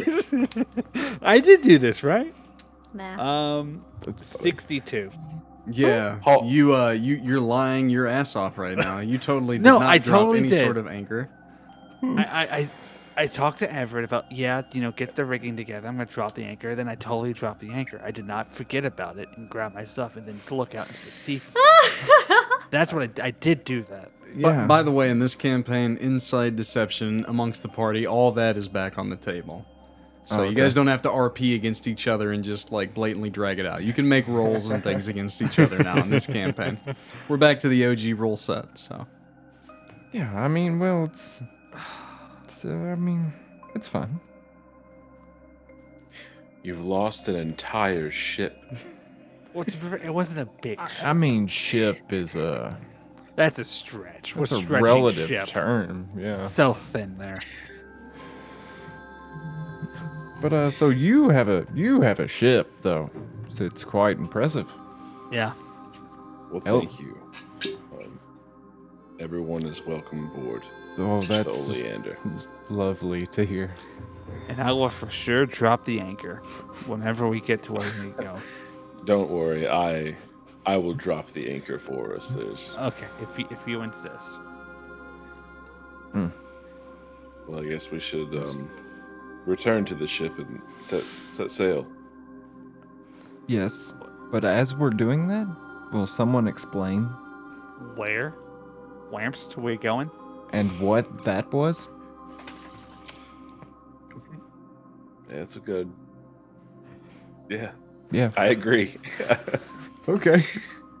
And so, Sir Cedric, as you are, like he says this, like you are within the possession of its soul, and you do feel the name of what the person was, and a fleeting memory, and even its city of origin. So, my spear can harness the souls of those that it fells. So it's contained in the spear for now. I can learn some information and sometimes even speak to the soul. That's really impressive. Yes, How? It was bestowed to me at the Conclave. I can only believe that faith is how. So I have to put faith into a gun. Got it. I don't know if it's quite as simple as that. Typically with faith, you need to believe in what you're doing. That's true. Well, yeah, we should probably go. Yes, maybe. I had planned on heading back to Duskendale myself, Bro, just for a short time. Is there anywhere you need to go? Maybe along the way or an ultimate path? We need to go to Duskendale. So, yeah. Yeah, I go where he goes. Well, it sounds like we are all headed to the same place. Jophiel, Okay. anything you want to add into Yeah, that? miss. So as Twilight lasts for a moment and then leaves, Jophiel kind of drops to her knees and almost seems like she gets upset and doesn't quite cry, but obviously is like heaving, like she's trying to. And she seems just kind of... Like dry heaving? Yeah, like almost like... Dry Like you're being crying. exercised? Yeah. Trying to cry yes. but unable to. Yeah. Okay. And she just kind of sits there for a moment, like on her, like just on her knees, just holding onto her staff. Jophiel, why do you feel such a way? I feel as though I've never been so enamored in such wonder, and yet I am lost again. I don't know why I feel this way, but I feel lost. Like the moments I felt when I first walked through the prison and out of it. Are you on the ground? Yes, yeah, she's on the ground and she feels like weakened, although she's trying to stand up now. I'll extend a hand to help you up. She accepts it and stands up. Jophiel, remember that courage is the light that will guide us in the dark. Be brave. Yes, what you say is true. For a moment I felt lost, and I don't know why.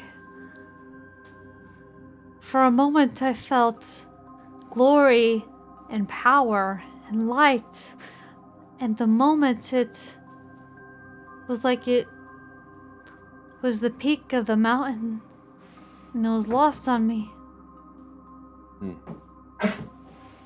And now I feel almost empty. And I don't know why. Perhaps you're tired. You never woke me, so I assume you were up all night.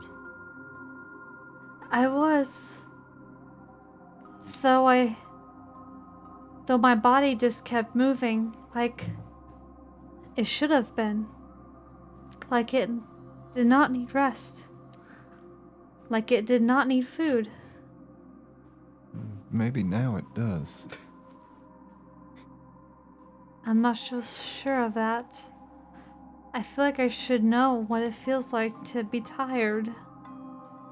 Or should need substance, but I still don't feel that way.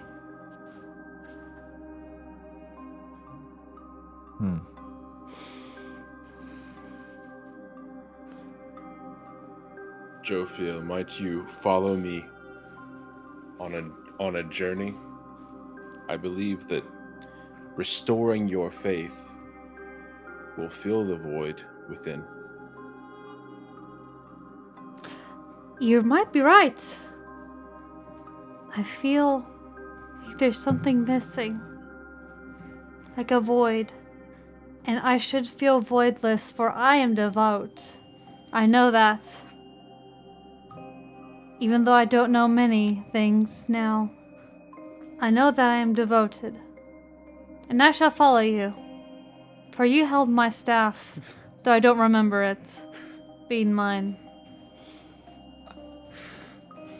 I believe if we make the walk of Essos, it may shed light on how we can help you moving forward and fill that void. Yes, I believe so. Thank you for having faith in that. I'll put my hand on your shoulder. I always have faith. And I as well. Seeing two such devout in this moment, Everett and Alex, it's interesting. You haven't seen, in Ophius there is, yes, a Church of the Triad Conclave, but no one is as devout as these two that you've ever seen before. Not even when you've met the High Lord, or even met those of the Church of Ophius. This is different. This is new to you guys. And like watching them, they wholeheartedly believe every word that just come out of their mouth. You believe that they believe. Yeah. That's what I mean. Unequivocally. Yes. Yes.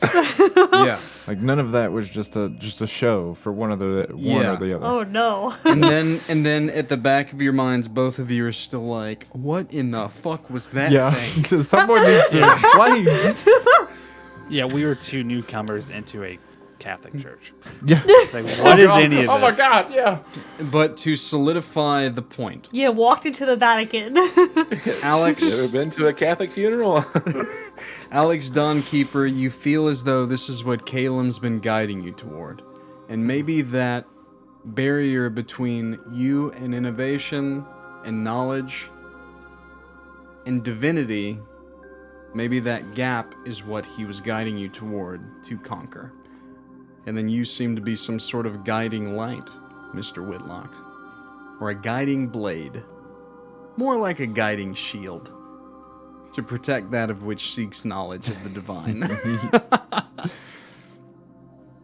So what would you guys like to do? I'm gonna, Set my- coordinates back to Duskendale. I Getting into guess. Oleander, Yeah. correct? Getting in Oleander. Alright. So as we get into Oleander, before we head toward the end of tonight's session, Cedric, did you want to delve within the soul in the spear, or do you want to do that later on? It's up to you.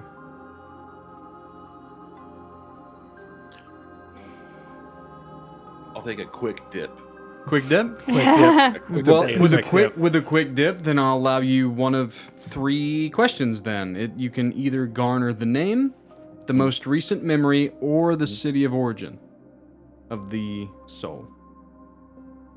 The most recent memory. So as you get into Oleander, it looks like Everett and even Alex are very akin to such a ship. Being from a port city, it makes sense, so you begin to set sail and you're heading back toward the Islet Wharf, which will then get you to the Lindahl Trail and then back to Duskendale. And you reach into the spear and you try to garner the last memory.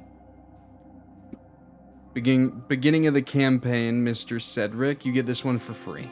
No roll is needed for this first soul. The most recent memory is a brief flash of the man of which you felled, but in his not so distorted form, walking through a familiar city. So you actually get a little bit of both here. You've seen this city before. It reminds you of the port near Serenity. The man's mind is clouded with confusion and fear. He remembers a shadowy figure whispering promises of power and freedom from his despair. As he reached out to the figure, though, darkness enveloped him, and his last memory is a consuming hunger for the light of the faithful like yourself.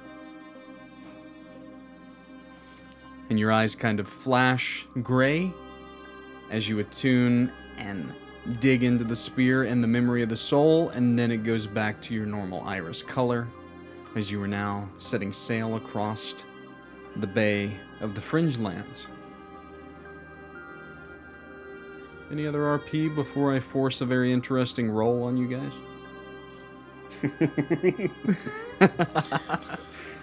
That's an Roll interesting away. way to ask that question. Yeah.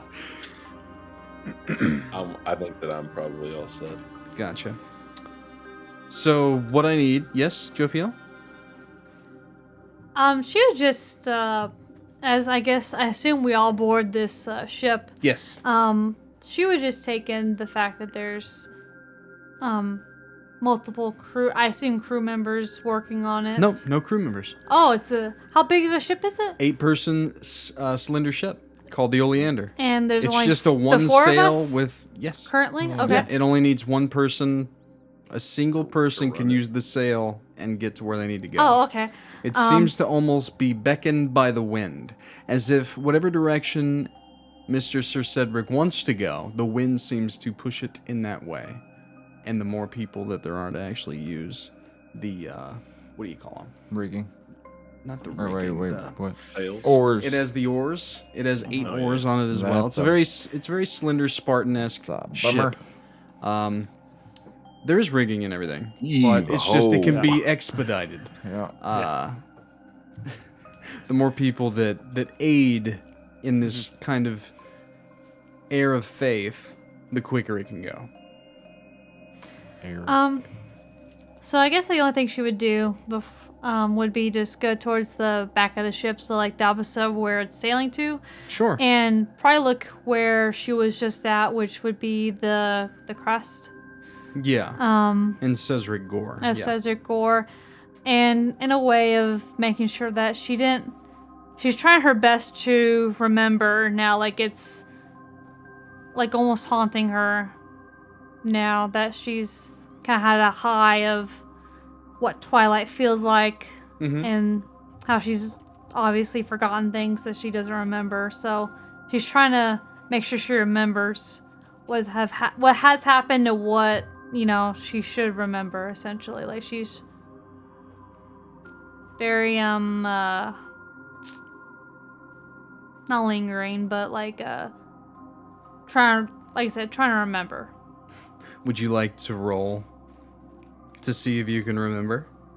Yeah, just Is that what you were going for? kind of, yeah. Like if she remembers anything from the past, or just trying to hold on to the memory she has, because she suddenly has this almost fear that It's a history check she's for gonna you. keep It's an intelligence forgetting. based check. It's trying to remember your past, of which you have plenty but no remembrance of. yeah.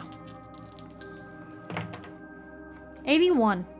No, it's a history check. Oh, history check. Sorry, Yes. I totally rolled that wrong. Yeah, the percentage check was earlier to garner a new memory. This one's just trying to remember base.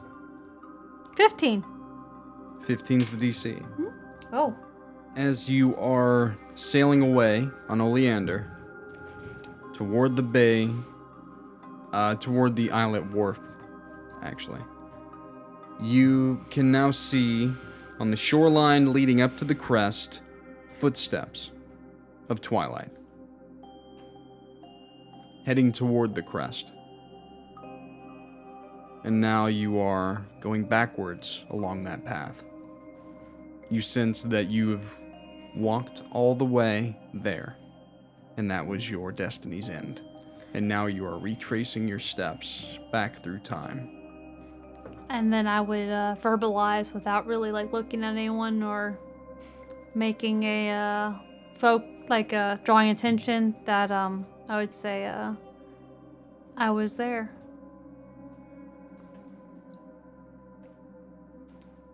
Sir Cedric, are you guiding the destination of the ship? Yeah, I think so. All right, roll for me a die 4.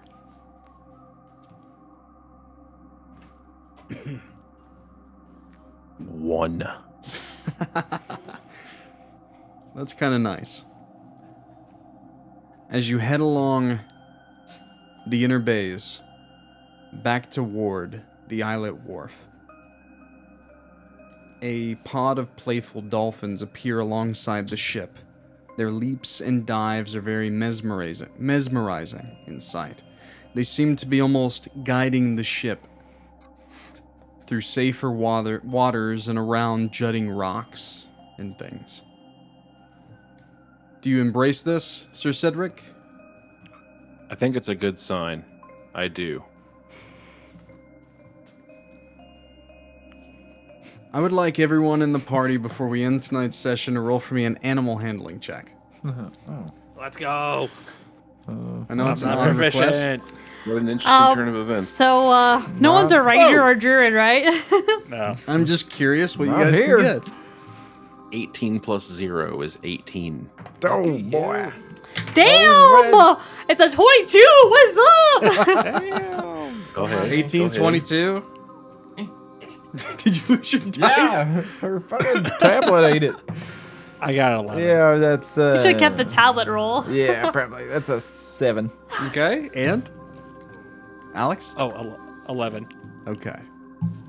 7, 11. That's good. Pretty good averages. With Seven, three, 11, with three 18, passes, 20. Yeah. average of the party is good. Damn. This was just to depict how the travel goes, so calm your aching hearts. It's a very serene travel, guided by this pod of dolphins, avoiding hidden reefs and dangerous currents. There was no failure in this. It's almost as if you were meant to sail this path, and it's different than one of which you remember, Cedric. And as we end tonight's session, each of you stand at the forefront of the ship. You see the islet wharf in the distance, and you swear to yourselves that you can almost see the glimmer of ethereal footsteps atop the water. And that's where we'll end tonight's session. As if you're walking the path. We're on it. Oh. We're on it. And we're off. Oh god. And yeah, you're it's off. like the bullshit. Never mind. It's like It's like almost like Fable we're retracing Thank you, someone's yeah, or steps. something. that's the like game. the little glowy bits Yeah, that you follow the whole I couldn't time. think of the fucking game. And then he had to hit like the trigger to like see where they went actually. To be fair, the Can we only fade? reason that happened was because of your push for a history check there at the end. So, good roll on the die 4. A little bummed you didn't roll 2, 3, or 4, but that's fine. You know, who wants imminent danger and death in session 1? Doom. Yeah. Who Nah. wants to end I on want a to swim bad with the note? dolphins, you know? Like I don't want to do it on a boat. We can do it on land all you want. Well, I have one more thing up my sleeve for next time. We'll see. what you don't want to like fall in water and drown because you're wearing heavy armor? Nope. The soldier Do does you have not. to breathe? Yes. Who needs Oh. to breathe? Man, Not you humans. need to breathe. Hey, look. I didn't just walk out of a fucking prison. Jophiel and Cedric, for this session, both of you take an inspiration dice. Yay! I gained one. I'm keeping track of certain things for fun. Don't worry. Just because I haven't said something doesn't mean the other two of you don't get something, but we'll see later on. There's a little bit of a tally going on. But good session. Good opening. Good foundation. Next week we have to pick up 2 people at Maybe the Islet 3? Wharf. Maybe Oh, 3. baby. If Maybe Jeremy 3? comes back. No, he's out for like 2 okay. months. Gotcha. Yeah, Jeremy's Damn out it. for like 2 That months. many Fridays? Yeah. Man. Yeah, he works every Friday through the rest of March and April, I believe. Damn. Yeah. Well, So I believe, but we'll rough. see. the We'll talk to him and see. chaoticness of this campaign will be on hold for a while. Just be aware. What the fuck? What the hell you mean? You guys are chaotic as shit. No, we're not. Not as chaotic as Nope. Jeremy, but you Yeah. guys can be. Are we- Sean's here. What do you mean? We You can wait. still throw No. a wrench. You You just wait. wait. He's gonna shoot No, something. it's Galax Dawnkeeper. Like, we know what's up. Oh, No, Ian knows what Alex Dawnkeeper is all It's about. not that I got Alex. myself It's a tied different Alex. weekly. It's the ADHD version Yeah, of that's Shawn, Yeah. right? Yeah. No, you're right. Yeah, He will this be- version of The ADHD incarnate. If I was, yeah, if I was I am to- embracing full manifest. ADHD of this character. If I was to make a bet, I would say that Sean's character is going to be the first one that goes down yes. in some point Yeah. yes. and needs reviving. yes. I will never forget the time we found that well, and you were just like, "Yeah, I jumped." I was like, "You didn't even fucking I measure. jumped. You didn't look Yeah, or anything. yeah, I you jumped. fucking You didn't roll? yeet." You just said yeet. Yeah, he I said did. yeet. He I did. casted yeet. It was not It's- good. He's also the same dude that fell into a pit of lava at one point and died. Yikes. So, I rolled a Sean, 1. you've had so many bad deaths, Yes. and Ian has Yes. revived you so many Oh, times. many times. Well, Yeah. We bring him back. Yeah, We bring before these boys back. Weiler, I was the guy who died all the time. Yeah, well, Weiler's died. Weiler's died Wow. quite a lot. Yes, ma'am? My priority next session is to find armor because being unarmored just kind of sucks right cleric? now. Kind of scary. Listen. When you Being have unarmored heavy is armor proficiency, wild. you might want to use it. That's Well, true. you have currency per your backstory that you chose. Every backstory gives a certain amount of gold, which in Well, this I'll just as we're Fire. sailing, I guess I will find bits and pieces and slap it on. no, you'll have to go Or just shop. Oh, okay. Or just Yeah, ask, what I'm know saying I- is, or ask your friends. You were as you exited, you were given a bag of coin, Oh, okay. and now you have to physically within the campaign go shop for items. Well, I already have my shop items. Oh well, I just went ahead and grabbed whatever my background gave me, essentially. you can. Well, instead of gold, you could have just been given equipment. Oh, okay. If you want, it's just the thing is, I don't mind going thematically, shopping. Yeah. thematically, they wouldn't have given out equipment in the Yeah, prison. yeah, no, You're I don't. gonna have to go get I it. don't mind going shopping. I just know I already have exactly what I want. Problem so. is there's no place. There's not really armor stalls in the Islet Wharf. The closest city that can sell you anything is Duskendale. Okay, So you're that's just- fine. No, yeah, that's you're- fine. you're No, gonna I don't be, mind. You're gonna be a very much plainclothes cleric until you find someone that can give you items and Yep. armor. No, But you have that- your staff. Like I said, I don't mind at all. Hey, it's level 1 woes. And listen, I have. I assume I attuned to my staff, and I've attuned, Yeah. and I'm okay. Yeah, you have your staff. Oh, do those swords need attunement? Yes. But Okay. I'm assuming during the rest you did. Yeah. Same thing with you. During the night of your patrol, you short rested. Both of you attuned to your items. So Yeah. everyone is attuned to their items because everyone has a very interesting item. Well, well, someone has a very interesting item, don't we, Mr. Alex Dawnkeeper? You're doing great. By the way, you need to come up with a description of what that looks like and where it is on your person. I didn't mention that part. With the Is it gun on or like your? the Is it other on thing? your? No, the other thing. Is it on like your butt cheek or something? Oh, the mark. Yeah, the mark. Where's the mark gonna be? I'm assuming it Let's- wasn't visible because you didn't bring it up. Let's say it's on the. We'll make Alex right-handed, so he will be on the right forearm. Nice. It's just covered by his Your by jacket. His by his Okay. jacket. All right, good to know. Well, on that note, we will end surely this pod/stream, and we will see you next Friday. Bye bye. Hey, Good night, On everyone. Dragon Ball Z.